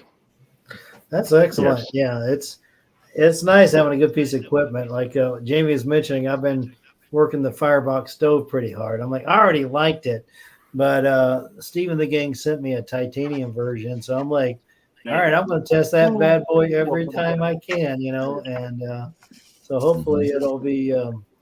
I've been thinking about getting one of those Bushbox titaniums. Oh man, but I tell you, I got so many ways to cook. Yeah. Why do I want to go that way? Right. Well, the way, what I like with the firebox is that I can just burn a few twigs, or like they gave you this little propane insert in there if you want to really dial in your temperature. Yeah. But I'm like, I just made crab cakes on the darn thing. You can do your bacon and your pancakes. I've done walking tacos on the thing. I'll be making seafood curry here pretty soon, but it's so darn flexible and it folds up to like nothing. Oh yeah, I even did barbecue chicken bombs on the thing. That was pretty good. That was all right. I was like, tell you, cream cheese is bland, but you add a little bit of SPG, chef, that kind of brings it up the level there. Yes, sir. I mean, I did the SPG with cream cheese and rolled that butter, then dipped the jalapenos in it with the mozzarella already inside. Yeah. And grilled that. Oh my God. So that's good stuff. Yeah, you got to season everything, not just the outside. Get the inside, Definitely. I know Chef says a little goes a long way, but I'm if something's good, more is better kind of mindset. I see that in your videos sometimes where I'm like, he's not using the little holes, he's just pouring it. I'm like, I want to taste it. I'm like, if I'm cooking for my family where they just know there's a little subtle thing, I'm like, but if I did the burgers, I'm like, well, then I'm eating burger and I'm like, well, there's something there. I'm like, no, let's really drive this bad boy home. Yeah. And I'm like, okay, garlic's coming out. I dump half of the bottle into a burger and roll it up. And see, that just goes to show you don't have to worry about the salt content, the amount of salt that's in there and all that. So that's good. No, they now as long as you shake it up. I have I found a couple of times where I found a little salt, but I have found those we've been boiling up a lot of eggs lately because we got the chickens, and that's your Chef SPG goes right on there along with that, which I know that's right. That's how you tested this stuff, right? Yes. A lot of eggs, didn't you? Yeah, we ate a lot of eggs before they got really expensive, so now we don't do it anymore. No, yeah, we built a chicken coop this year, and we're back in the egg business. I mean, the chickens, because I just don't trust the food supply chain anymore. You're gonna have to start using potatoes, Chef. We get about 40 to 50 eggs a day. That's an old bus. 40 to 50 eggs a day. Yeah. And are you selling them? I like my omelets. Yeah, we sell them. Yeah, potatoes is not a bad idea. I miss having my chicken. There's nothing in a potato for the taste, for the flavor, so you could get the flavors. We do some potato chips, our own little chips or something. Baked potato. Absolutely. French potato, fries. mashed potato, French fries. Mashed potatoes, potato salad. Yep. Now, Jonesy, what you can do, I've seen this done. You can throw those potato chips in the oven at a low heat, and it'll release the oils, right? Yeah. And then you sprinkle a little bit of that little SPG on there from the shelf, and it sucks it back in there. Then you're going to have some chef seasoned potato chips right there. You don't make Jones. You don't want chef seasoned potato chips. I'm sorry. The other thing you could Why do not? is just crunch them up in a bag and add water and keep smushing them up, and you'll end up with mashed potato. Right? I've What's added that said that before? one of the mashed potatoes that we really like is the auto or Idaho? not that Alder smoked potatoes. Oh, sure, yeah. And you get the little mixes, We add the habanero to that. What a kick over to the pan. Oh, yeah. And yes, chef, I need a big jug of habanero. Well, yeah, I was kind of hoping you were going to tell me that you were going to pass through so we could have hooked you up. You know what I mean? And I was trying to get in touch. Yeah, I was trying to get in touch with you about it, but yeah. Our schedules didn't work doesn't out. matter. So I will order it. I will. Your mixes are kind of grand. Are you ready? Just the way you actually balance the materials in the mix. Absolutely grand for us. Yeah, well, somebody asked. Somebody asked. no. Well, Johnny just dropped his No, stuff. I'm just saying Oh, what go- somebody asked you before. Somebody asked Oh. you before. Hey, how much of this stuff do you put in there? Oh yeah, yeah. I've had that question quite a few times. Is good. His balance is good. Well, What yeah, I and he tried. worked on that, but like that's what he's selling and stuff because people know that it's like SPG, salt, pepper, and garlic, but it's the ratio and everything else. He worked a long time to get that, and Not then just if going to he- give it if he up. was- yeah, exactly. Yeah, it's slightly I noticed lacking on too the garlic, but I noticed too that it's not like a regular salt. It's very that you coarse. just- Oh, it is Yeah, very coarse, which is it's the a way to coarse go on salt, that. which is Yeah. really Yep. good. And we go really good on steaks and stuff, man. So it really sticks on there and bring it home. Oh, no, it's And good stuff. that's what the difference is. I think in a lot of other people's salt, pepper, and garlic, just because theirs is more of a powder. And I'm not knocking them because I've tried a whole bunch of different ones, but I've had people that have used, or they're just telling me like, oh, well, it's just salt, pepper, and garlic. Like I can do that, no problem. I said, okay, here's a Go little for it. sample. Come back to me in a week or so and let me know. Then they're calling me up saying, hey, can I get 5 bottles? Oh, So I mean, Okay. Oh, Jesus. But I mean, like the work that you put into it is it shows. You know, it's a fantastic product, and Oh, how long do you think you worked on that? worked really, 6 really well. months? that was something. So for the first one, just to get the base one, I would say about probably about 6 to 8 months for that one. We used a lot of it for a while, and then I wasn't happy. Then I mix it up again, and I had so many different bottles in the pantry, and then I almost lost count of which one was which. I was going to ask, did you ever just say, I'm chucking this one? And it's like, I know this one's not a winner and just move on. Yeah. Dang, that was the new one. Because my wife would be like, I don't want to waste it. And I'm like, but then we'll never move on. No, we got to write that one off. Throw that, chuck Yeah. that one. With the jalapeno, I think that one took us about almost 3 months for that one, and then the habanero was pretty quick because we kind of had an idea already from the other two. Yeah. And then just tasting the heat level of that. So the other thing was I would take samples to work and pass them out to people. Sure. Be like, hey, what do you think? Get an idea what it was. Yeah. Like, you know. Too hot, not enough. Could you handle it? Type of stuff. So Now, but you need to bring it to us. You don't need to bring it to your workmates. I don't You know. just I'd have ship to it out charge you to for all a of us. for a delivery of a sample. I don't know. All can those just ship it to all of CDs I us got and we'll from let you you, know. none of them burn me. did you ever have any parties where like on appetizers here, try this, try that, or No, no, I didn't do that. no, we haven't. I mean, I think you probably think you don't need to do that now. I'm just kind of curious. If you like- want to really test this guy's product, Yeah. grab asparagus, dust it on a grill, and taste it. Yeah. Probably steak with Tim. I can see that. I bet that'd go well.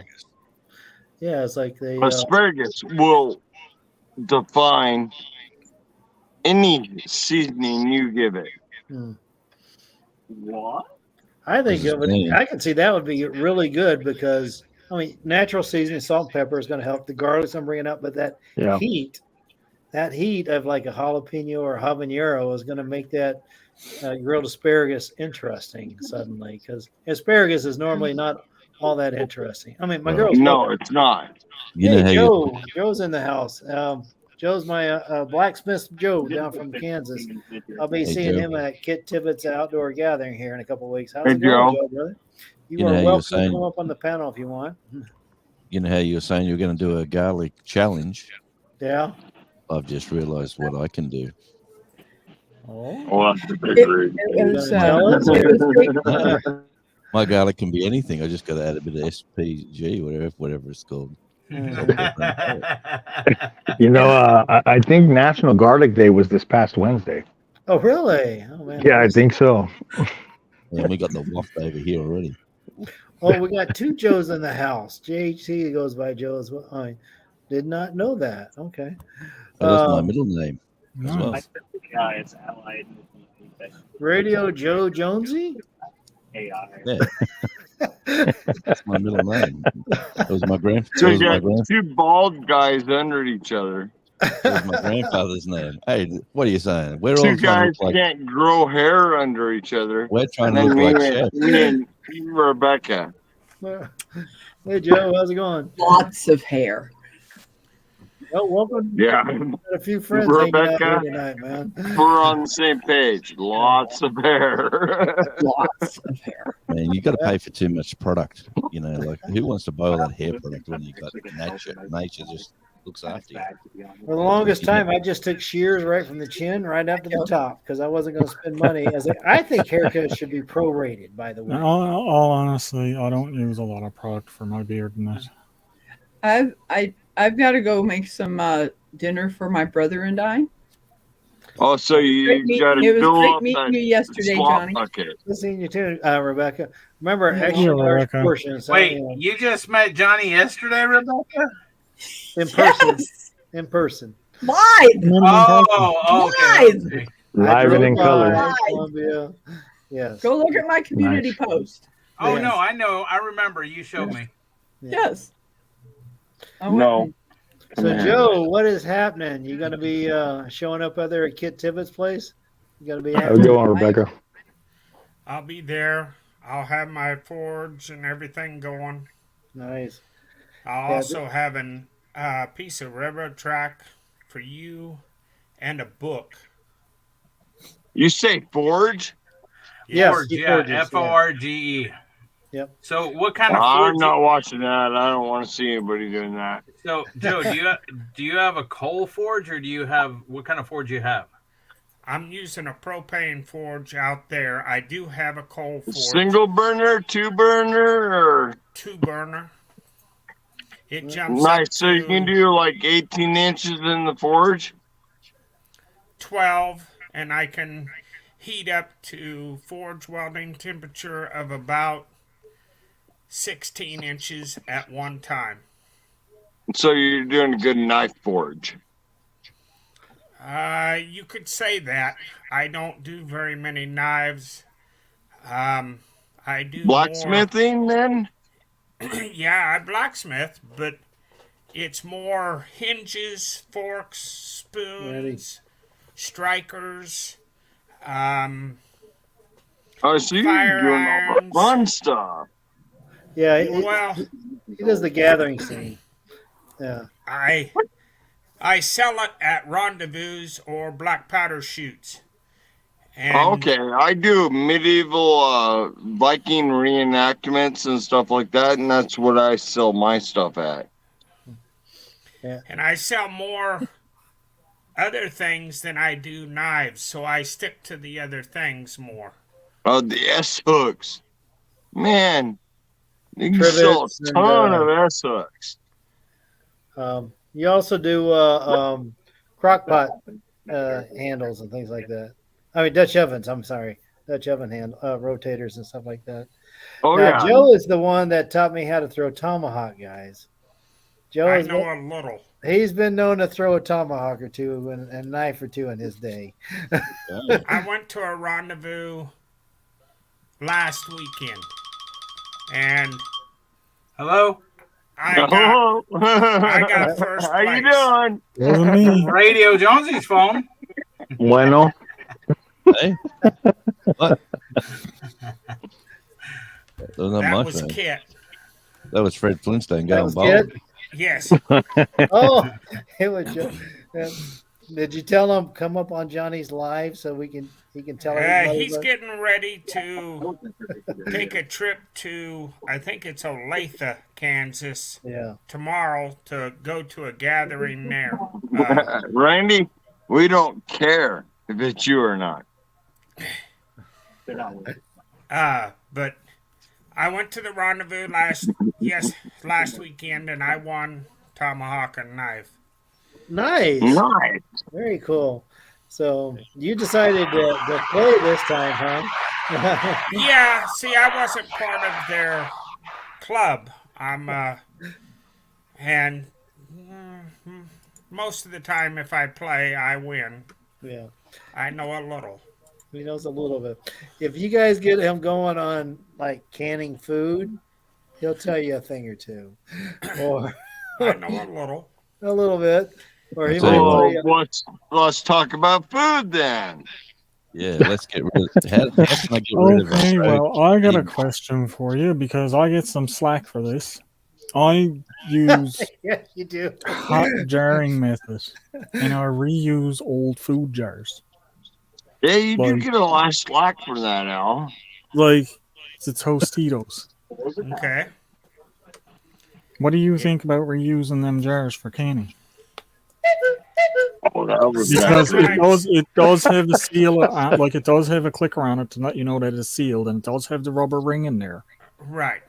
They're re-sealed so nicely. Yep. And he's canning meat too. If you watch on how it's made or that kind of thing, when they can with those jars, they're not pressure canning the jar. Oh no, they're heat sealing. Not with the heat that you do in a pressure canner at home. I'm not using a pressure canner to do this. No, you're just heating it up. I'll put this empty jar down in a pot and boil it in the water. Okay. And take it out hot. And the stuff I'm putting in it, I has at boiling temperature. So as hot as I can get it without it burning.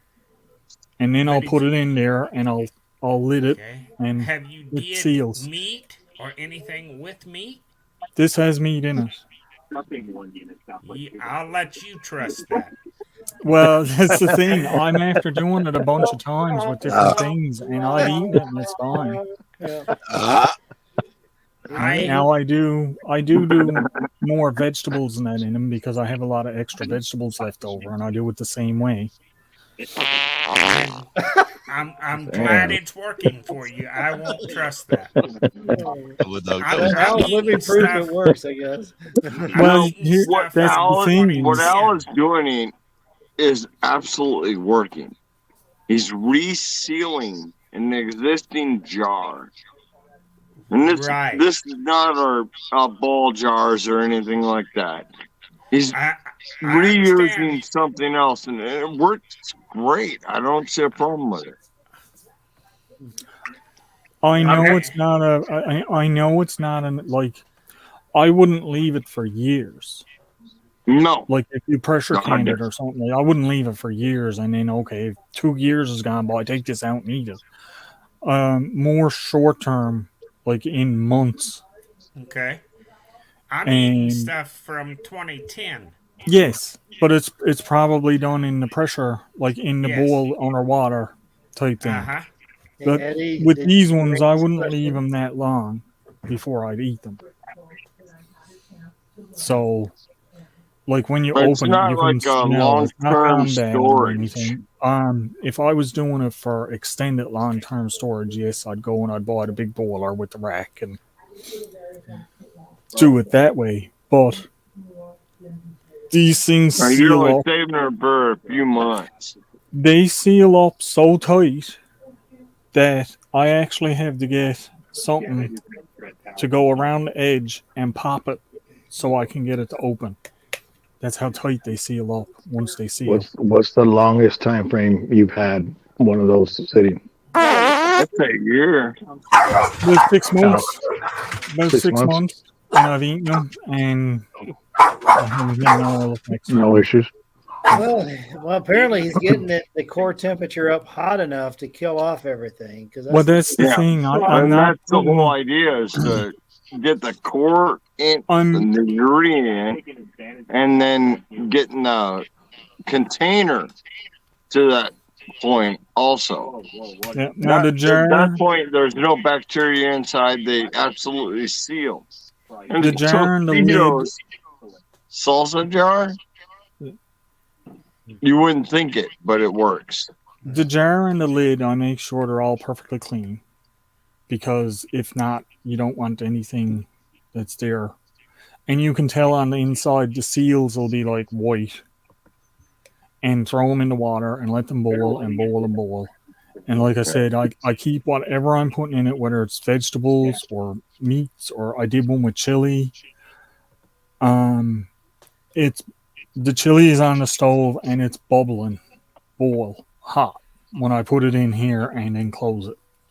Okay. So that's the way I've been doing it, and it's been working out really well thus far.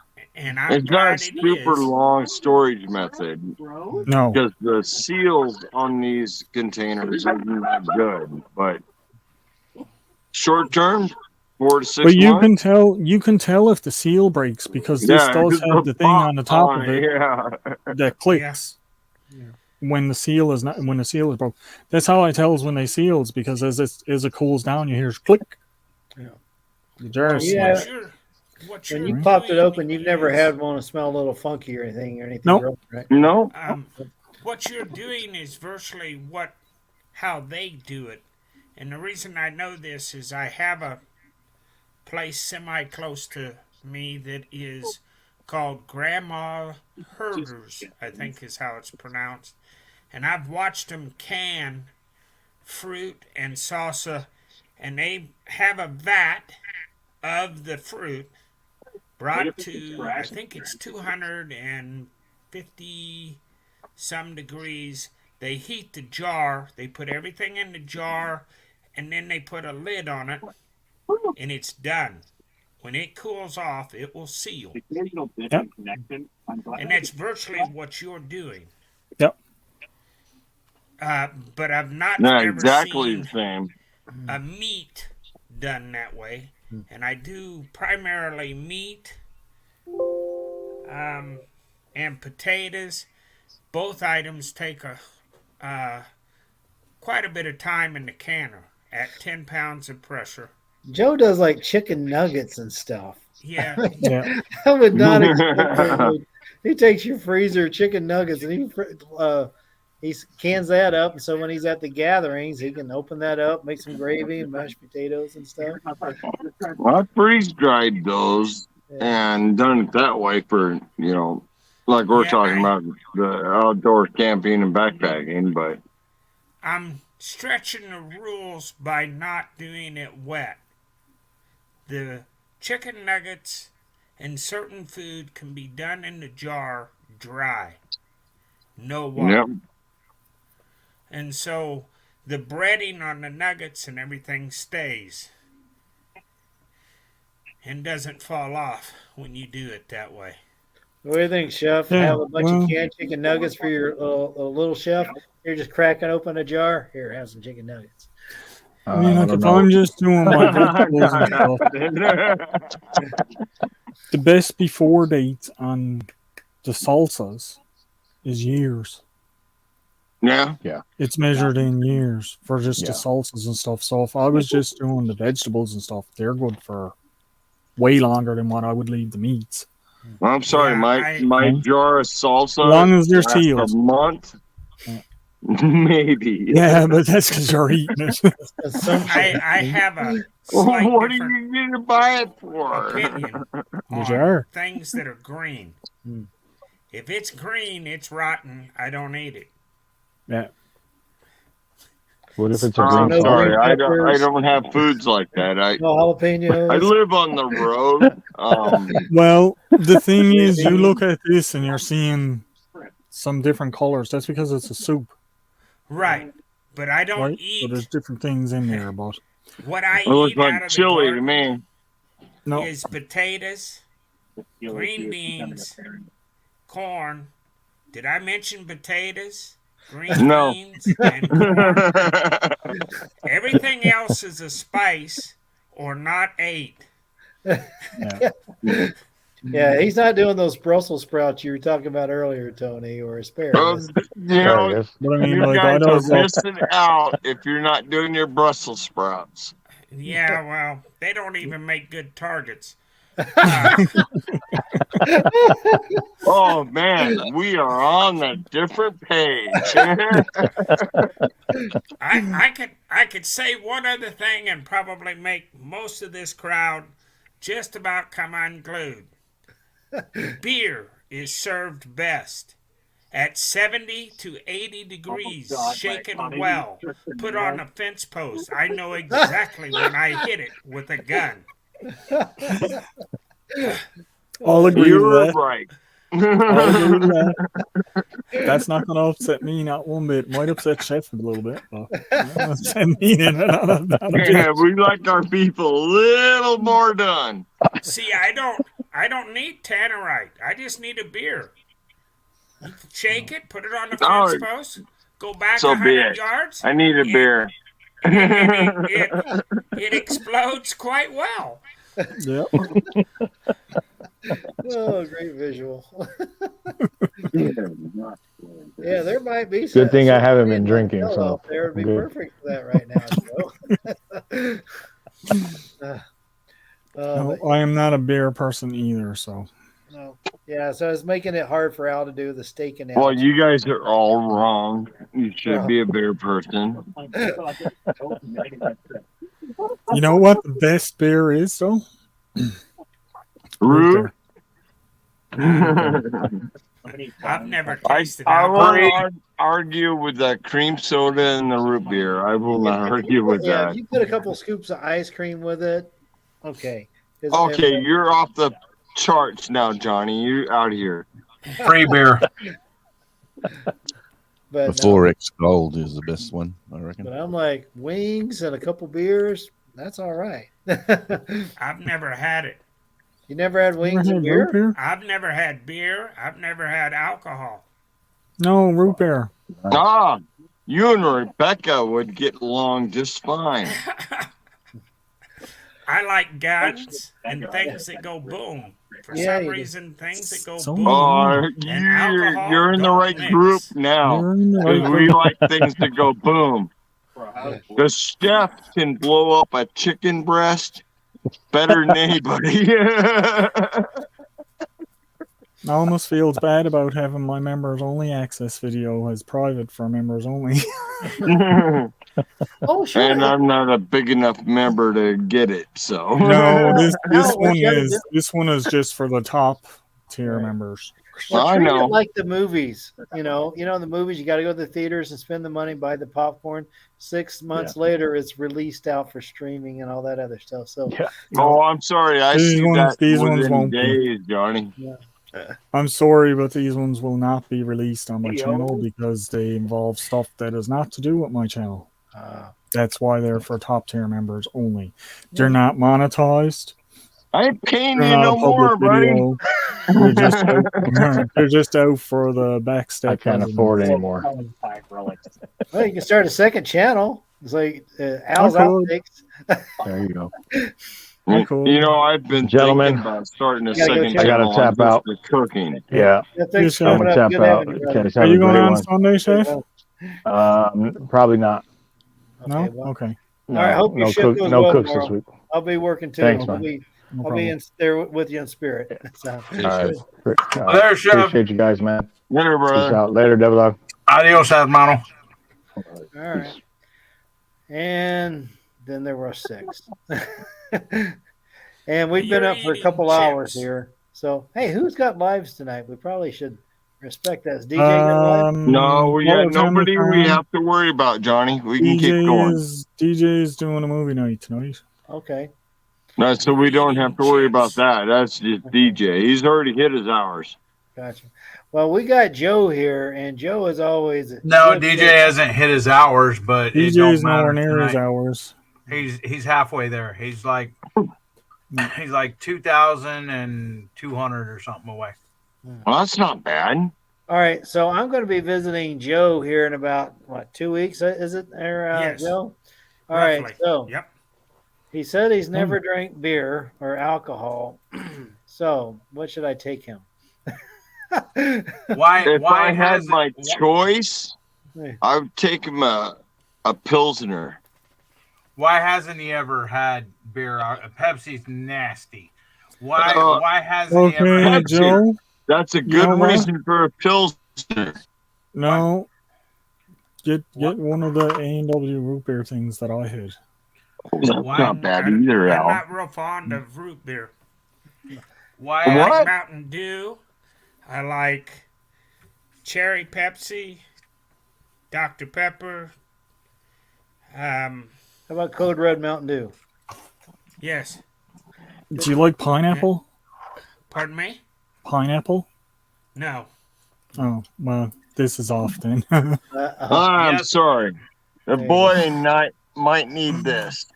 Shirley Temple. Shirley Temple. Yeah. So Surely he will. all right, so Devil Dog. Warriors you're not adding as that. bad. So, Yeah, all right, I want so it good. did you? Was it a personal decision or health decision as far as not drinking? Oh, that's good. Ask. What now? The reason you don't drink, was it a personal choice? or It's a health? personal preference. My stepfather was an alcoholic, and I like guns, So and they not a don't good mix. combination. You yeah. don't like alcohol, but you like guns? Yes. You're talking to a whole group of people who like them both. Remember, I mean, I've- Joe spends a lot of time with the gathering. It's like if you get too many guys having many drinks, and then they heading out to the range, a few bad things could happen along the way. Yeah, that's not a good idea. If you show up at a range here and you're after having a drink, they will not let you shoot a gun. They will not. I'm sorry. For me, if you've been drinking and you want to shoot your gun, most of us will tackle you and refuse you to have that action. So, Eddie, did you see that from Budget Preppers? Yes, I did. I'm Okay. trying to find out which. There she is. Okay. With a 9-mile long wall.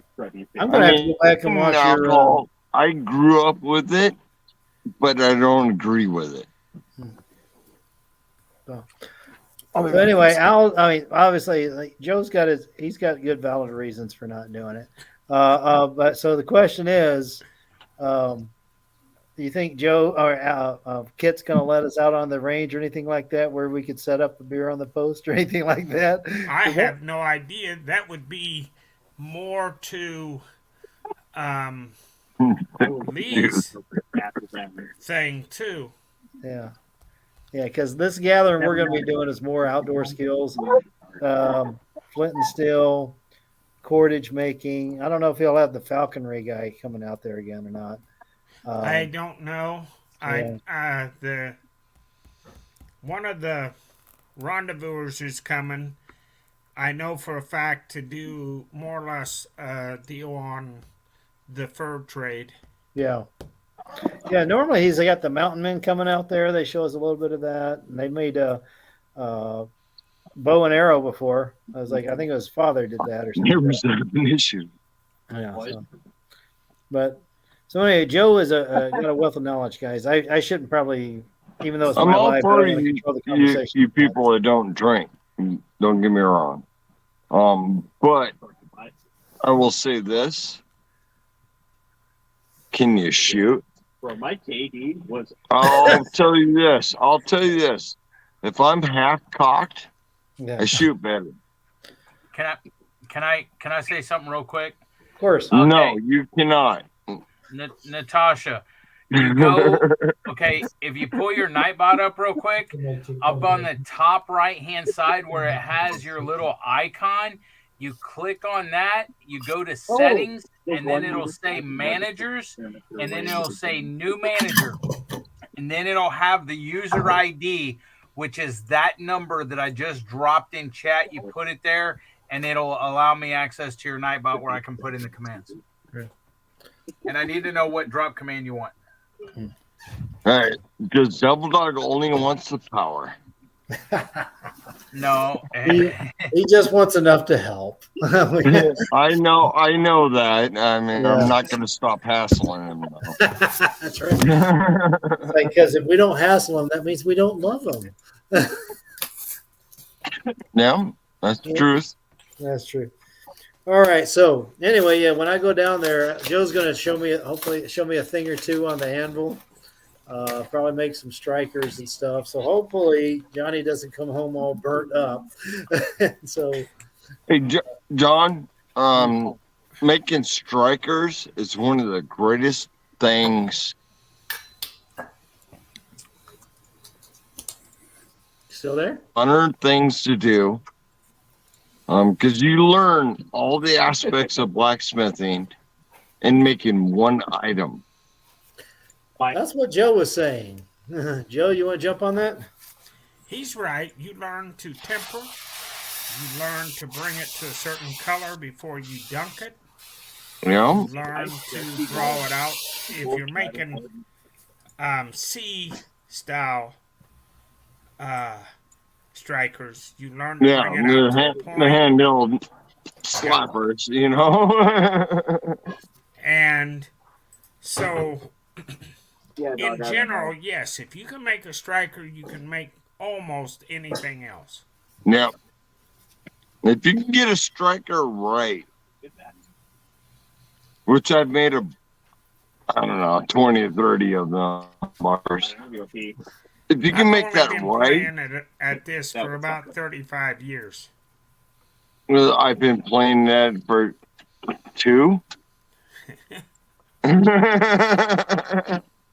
I've been working on knives. I've been working on swords. You know, the one thing I regret with my lifestyle is having a forge portable enough to keep with me as I move around. Mine's the size of a lunchbox. Oh, your forge? Yeah. Yes. Yeah, his is it's a nice setup, Tony. If you go out and you watch I guess I can repost it. Last year when I was out there, Joe showed me how to make my first striker, and it's real simple, fair, and he's a good instructor at it. But yeah, it's out there back on my playlist, from last year. But yeah, it's not too big.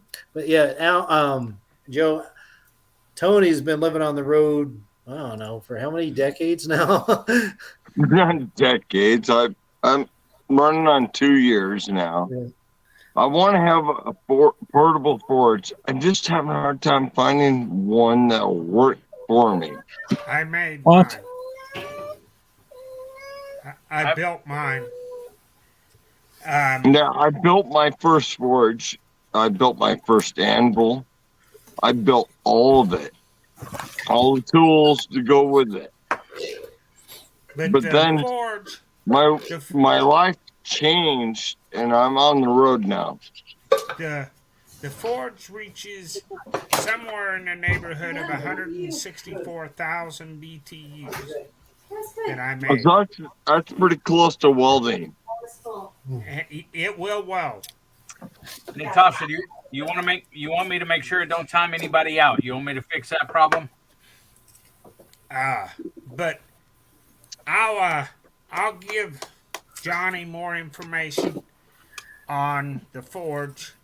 There's also one on Amazon right now that's a small one burner, and I think it's running $75.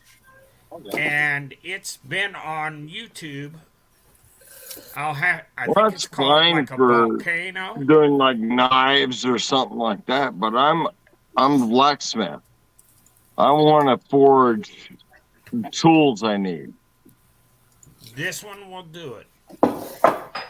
This forge will do what you need it to do. And I think it's called a volcano, but I'm not positive.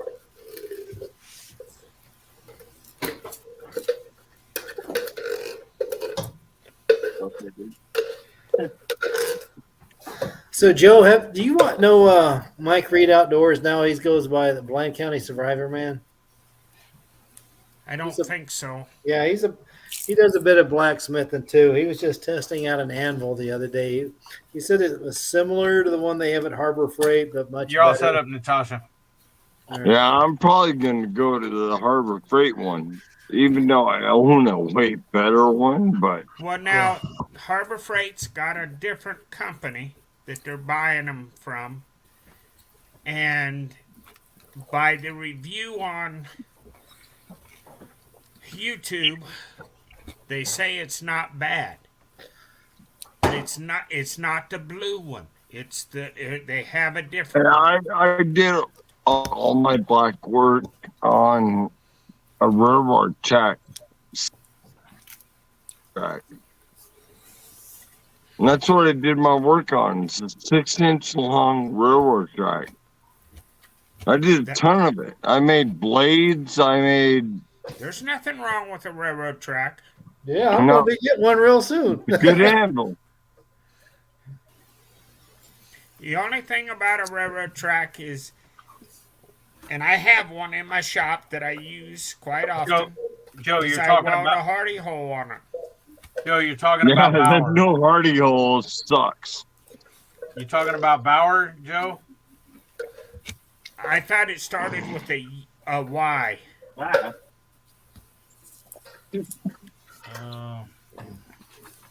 Joe, are you familiar with Eddie, the Devil Dog? His label's Lord up here. Have you guys? I'm trying to remember if you guys met him. Well, I don't know any lords.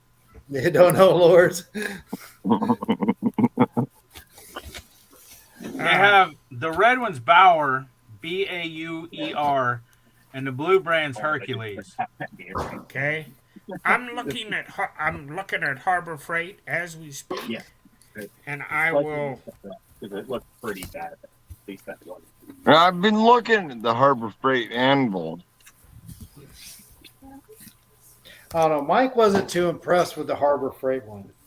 So, at least the blue one, he said. Yeah, Well, the blue. I have something to beat my metal on. Yeah. Dull. I easily go to a railroad track spike. I have a really good anvil up in Washington. I have a really nice one. Yeah. And I built a lot of things on that. But The anvil at Harbor Freight is a Doyle, Doyle. Is that the one that you was talking about? Yeah, it is Oh, the yeah, one that's I've the been red talking about, but it is not something I own. Wow, that's pretty good. 65 pounds for 139. Yes, that's it. That's real dang good. No, my anvil is way better than that, and my blue problem one- is I got to put it in my motorhome. Right. Yeah. Your new motorhome you're going to be getting. Yeah, well, there you go. I Make got sure you put it in a central location. I want to be able to go into campgrounds, say blacksmith active. Because I am a blacksmith. I mean, simple as that. I am a blacksmith. So I understand that I'll be making tripods, S-hooks, and stuff like that, you know? And enemies in the campground. Because you'll be Yeah. hitting dink, dink, dink. Oh, what is that noise? I came here to get away from everything. Yeah, but the little kids will Hey, come over and there's they'll want to quiet roast their hours. marshmallows. There is quiet hot dogs hours in the in the porch. campground, and that's usually 7 to 10. 7 a.m. to 10 p.m. Yeah, I don't think we'll be back up. So the noise you make in between those hours, I'll shoot one today. hey, I'm just going to get people coming in and want, hey, I want this. I want this. All right. So, Joe, have you ever taken like a hot dog on a stick and put it in the forge for about 5 seconds and take it out? Yeah, it'll work. It doesn't work by cooking them over a coal forge because they'll have a sulfur taste. Yeah. Oh, sure. Yeah. Yeah, that would be bad. Would recommend it. I hated my coal forge. You hated your coal forge? I Eddie, you ever do hated any my forging? coal forge. My propane forge was so much better on all aspects that the coal forge just sucked. Yes. Eddie, you seem to be kind of knowledgeable. You ever do any forging? My son does. Yeah. He's made a railroad spike knife. He's made a bunch of stuff for like the Renaissance Fair and stuff like that, like little class for cloaks and I mean other stuff like that. I've molded jewelry and we have a long forge here, but haven't been used in a while or whatever. You can make swords with it and stuff. Nice. It's like 3 or 4 feet long. You know, wow. it's you know, like a circular thing. It's got 3 of the propane jets. It's got like the cloth kind of stuff inside of it, you know, and you know, stuff like that. Like that's a ceramic bag. Yeah, that. Man, I've molted metal down, brass, melted down to make the hilt and stuff like that on forges. Oh man, there's so much fun to be done. What'd you say, Al? I was just wondering why you haven't been using it. I know you're busy with a lot of stuff, but you know it's a nice little pastime to be doing. Oh yeah, sure. Get off your ass, get out there and pound some metal. Take out some aggression, but I know Eddie is big in the knife community. So, well, he used to be over in the knife community with all those guys over there. So, he is one to know what a good blade is for sure. Cool. Unless he's making a good blade, he doesn't know shit. Well, this is the thing now. His son is making blades, so his son is making good blades. For blades, I prefer a 5160 spring steel. Damn right. The equivalent to what's in a leaf spring in a truck. Yep, we use old leaf. We use old leaf springs. I have. Oh, some you old get leaf those springs ones out off there. the trains, the springs off the train.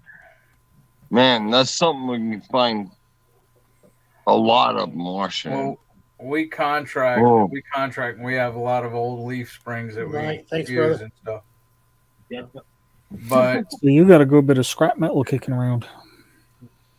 you got some. Eddie, you sound depressed, though. How do we get that? No, I'm not depressed. I'm tired. I went to sleep with my wife last night, and I woke That'll up. do it. I woke up. I woke up. I woke up with my wife, and now I'm depressed. Jamie, I am very sorry. Hey, Mike. Hey, Gerbs. All right, sorry. Didn't mean to cut you off. Go ahead, Eddie. Hey, George. Hey, George. Sorry, brother. We're just giving Eddie a hard time. All right, so you were up late with you. You went to bed with your wife. No, I went to bed with my wife, and I woke up at 3 a.m. And you woke up with Gerbs. I haven't been back to sleep. Why didn't you go back to sleep? Just couldn't go to sleep. I only slept a couple hours. I don't sleep well at night at all. I'll go to sleep when she does, like Get out of there. at midnight or 11 or something like that. And a couple 2-3 hours later, I'm up and I can't go back to sleep. Well, I'm sorry. I went to bed at 7 p.m. my time last night. I did not sleep at all. Eddie, is that why Traveling you days for me are stress. Medieval PS2. I'm sorry, say what, Johnny? I was asking, is that why you chose such late hours for your lives? No, that was because of Gary. Oh, really? Yeah, 'cause No, Gary. blame it on Gary. Devil Dog fucking sleeps all freaking day. Because Gary don't get off. Blame it on Gary. Because Gary don't get up till or get off work till midnight. Or I mean, he gets off at 11. He don't get home till midnight. Oh, So I when see. we were doing GCBD show, Yeah. because my normal show is Saturday at 7 p.m. Central Time. Yeah. That's when I go live on my channel. But on Tuesdays and Thursdays when we did GCBD, he didn't get home till like midnight. So that's why we went midnight to 2. Oh, I see. Okay. Thought it was just because you're part vampire or something like that. Well, that We're I all mean, part vampire, Johnny. Come on. anyways, guys, I'm gonna head out. Okay. Joe, Yeah, nice meeting you. Al, Have a Johnny, good evening. Tony, I'll see y'all Coming to the later. movie tonight, Eddie, Eddie? take care, buddy. Later, So get some brother. rest. You have a good Thanks for night. jumping up. I appreciate it. Not a problem, bro. All right. Later, bro. Johnny, what are you cooking? Job satisfactory. I'm just doing chicken rice soup, just creamy chicken soup, and minute rice, some milk, and I'll throw in some canned turkey, which I use with a pressure canner, not Tostitos salsa cans. Oh, Just simple. I'm basic. doing nachos at Can no or doubt the on my jar? mind. Yeah. We can do that. Hey, it works. I mean, Johnny, Al's living can proof. or the jar? You know, it's like, yes, there's USDA in the blue book, but hey, Al's living proof. He's made it work. So, But you know something? Back before there was all this regulation on, yeah, oh, you got to have it in the boiler for so many minutes or so or an hours or whatever, and all this. This is the way we used to do it here. right. Boil the Yeah, jars, and put your stuff in it while it was boiling hot, and then make sure it's sealed. If I it would didn't say seal, I cheat and don't follow the rules when I do things like cheese, We're gonna have to start that. butter. Yeah, and you dry stretched the can. rules a little bit. When it Because comes when I to dry cheese, can, we all stress That's the against rules. their rules. Yeah, he does some dry can. Joe was showing me his stuff, and I'm just like, I you eat this. It's okay, right? but that's the thing I get when people are looking at the way I'm jarring this stuff. To like, okay. you know, you actually eat this stuff. It's like, yeah, I do. I have it in the cupboard. I had 3 jars of this. This is the last one of these ones I got. Have you ever used a tatter lid? A what? A tatter lid. A tatter Yeah. lid? Yeah, it's called tatter. It's a plastic lid with a rubber seal. No, I have not. And if you heat it up hot enough, it just goes boom. They're reusable, and that's the reason they come Yeah. out. The problem with them Yeah. is you got to be real like the idea careful of it. on headspace, because if your liquid or your stuff in the jar boils, pops, or gets in the way of that seal, it's done. It won't seal. No, it won't seal. My question is, what Yeah, would I figured. happen if you used a tatter rubber ring with a lid like what you're using? I don't know. I would imagine like I tries to be as careful as possible when I'm putting the stuff in, not to get it on the ring anyway, because I know that can cause them to not seal. But if we were to put a rubber ring in there, I would imagine it would probably still seal. But like I said, the inside of the lids have a And rubberized how many ring. times have you used one? I've used the same jar probably 4 times now, and it still seals. Okay. That's amazing that it holds up that long. Wow. Well, yeah, it is. And curiosity for me, because right now a lid for a jar is 41 cents. Yep. I can buy a can of green beans or corn for 50 cents. Why do I want a can? That's why I can primarily meat or things that I can't buy. Yeah, the stuff Can. that Well, the stuff that you okay. can't get out there. That's Now you're getting to the conversation Rochelle and I were having just today about the things we do. You know, whether it's my learning to do bow drill or The- backpacking the horses, getting local milk. Some of these things we don't do to save money. We do it because it touches something primal that there's a certain amount of satisfaction. And The I budget agree with preppers, that. the budget I- preppers having a little fit there in the chat. Hey, wait, what kind of lids am I using? I'm using Tostitos jars.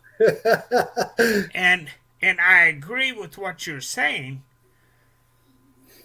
but there's still a point that you have to decide what hobby you're going to do at what expense. Oh yeah, this is the guy that shows up in a canvas tent. Well, see, the thing with me, metal, throws tomahawks. Yeah. for me, doing the canning is not about. It's not a hobby. It's not anything else. It's about, okay, when I make a pot of soup, there's only 2 of us here in the house. Yes. I only have a little freezer, so why am I'm going to throw out all this soup? No. Okay, I'm going to boil this soup, and I'm going to make sure it's hot enough that when I put it in this boiling hot jar, it'll seal. Right. Then I can keep it and use it up in the next month or two when I don't have. I agree with that. You know, I just don't do it with certain things. yeah. Like, it's only the wife and I. So, like on Thanksgiving, you ever tried to buy a small turkey? Yeah, you gotta get like a that Cornish doesn't hen or something happen. like that. And So also when your we gatherings. Yeah. buy an 18-pound turkey, we'll cook it. We eat part of it. I can the rest. Yeah. Yep. And Joe, even his gatherings, he's learned to do it in small single Yes, servings because there's so much food out there. Oh yeah, you see what the budget preppers right there, Al? Get the f out of here. See, the thing is for me with doing the canning is I'm looking at all these. I did research online, and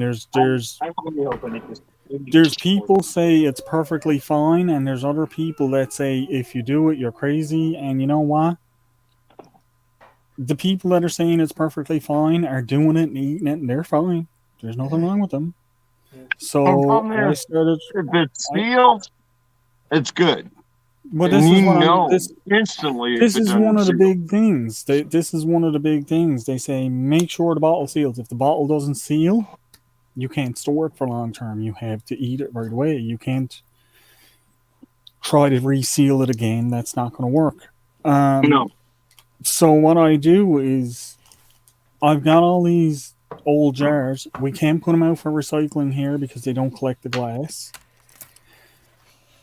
And I'm saying, you know, it's a glass jar. It's useful.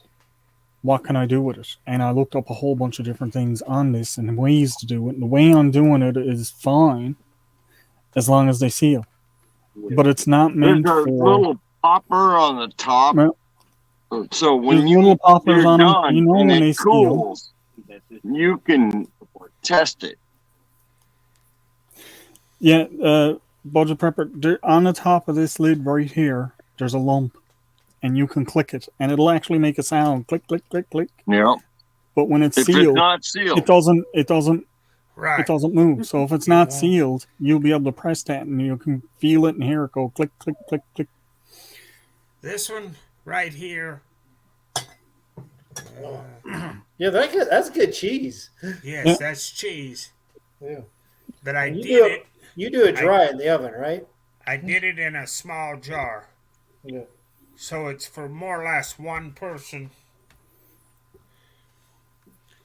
This is hamburger, Yeah. but it's dry. There's no water in this. And Yeah, so your equivalent to not putting water in it is my equivalent to putting meat in these jars.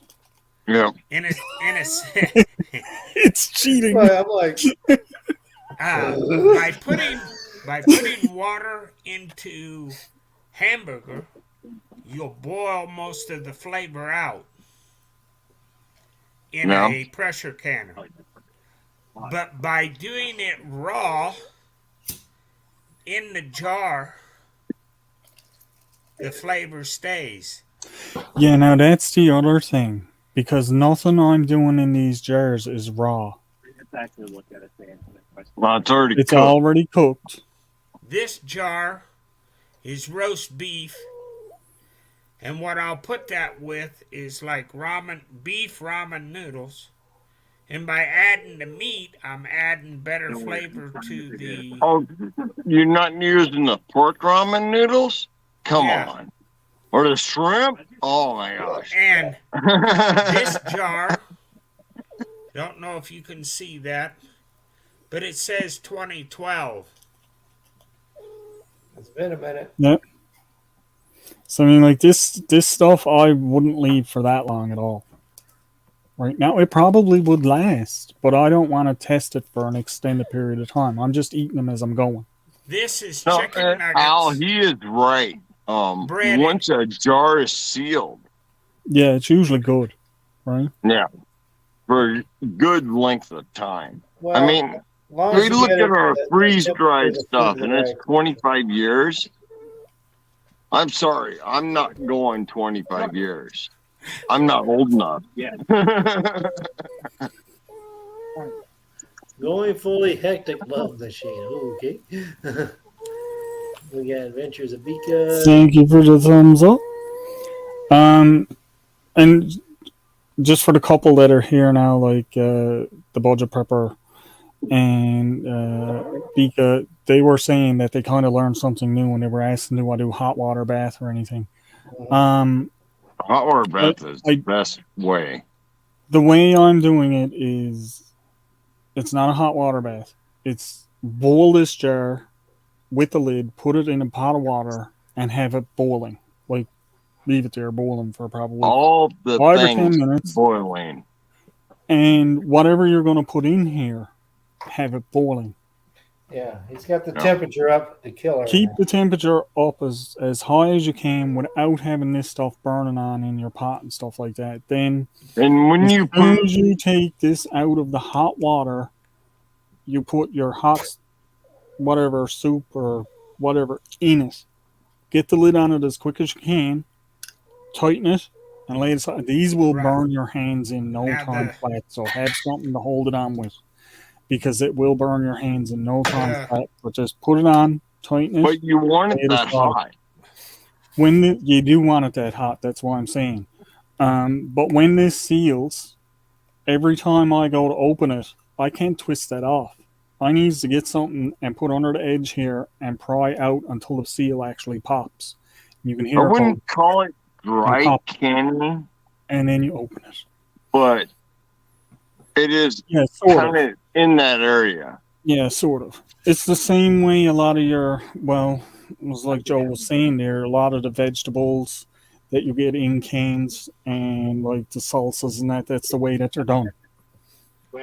So that's the jars are simple heated, boiling hot liquids go to put the in store. and covers it on. Let me say this. Simple as this. Go to the store, buy a can of cream corn. Open that can. Okay? Take that can, dump it into a bottle like Al's talking about, and reseal it.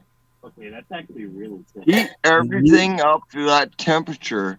Yeah, I can get. And it's going to last you another year. Second drop. Well, that can of cream corn, gonna last you what, 10, 20 years? Put it in the freeze dryer. What are we gonna get? 25 years? Need some help. That's time. What are you saying, Joe?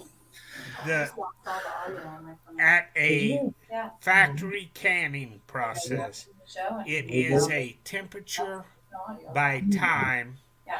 And I think the least time is 10 minutes. And I thought for some reason the temperature was right around 250 to 250. I want to cut this off. And if you keep it at that temperature, closer to 10, 220. it will kill all the bacteria. Yep. Okay. Guys, great discussion. I'm going to jump in here. A good example is throwing a can of corned beef hash over the fire. Just a can. Throw it in the fire. Explode. Let that thing heat up till it's about to explode. It's actually working. I've done this many times.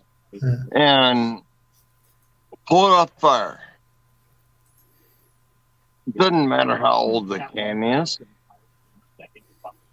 It does not matter. You can use anything else. I've done this with the corned beef hash, but do it with any other product. Doesn't matter. You accelerate and heat that thing. It's going to disinfect, no matter how old it is. Well, I'll tell you what, guys. We're good discuss topic. But it's time for Johnny to sit there and have dinner with his wife. So I'm going to wrap this one up. I want to thank everybody. You know, obviously, it's like Joe, thanks for coming up. Everybody that came in tonight. This is a good, lively discussion. You got me actually thinking about future challenges as far as what we can take from bits of this for challenges and make it open for more people. But if any of you guys are still out there, and I see about 5,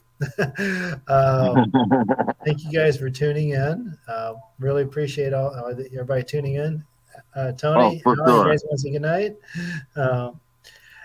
Joe, I will be seeing you in a couple of weeks, my friend. You're always welcome up on the panel. We'll be doing this again next week at 5 o'clock. So, all right. Well, with that, everybody, toodles. Have a good one. See y'all next week. Good night, everyone.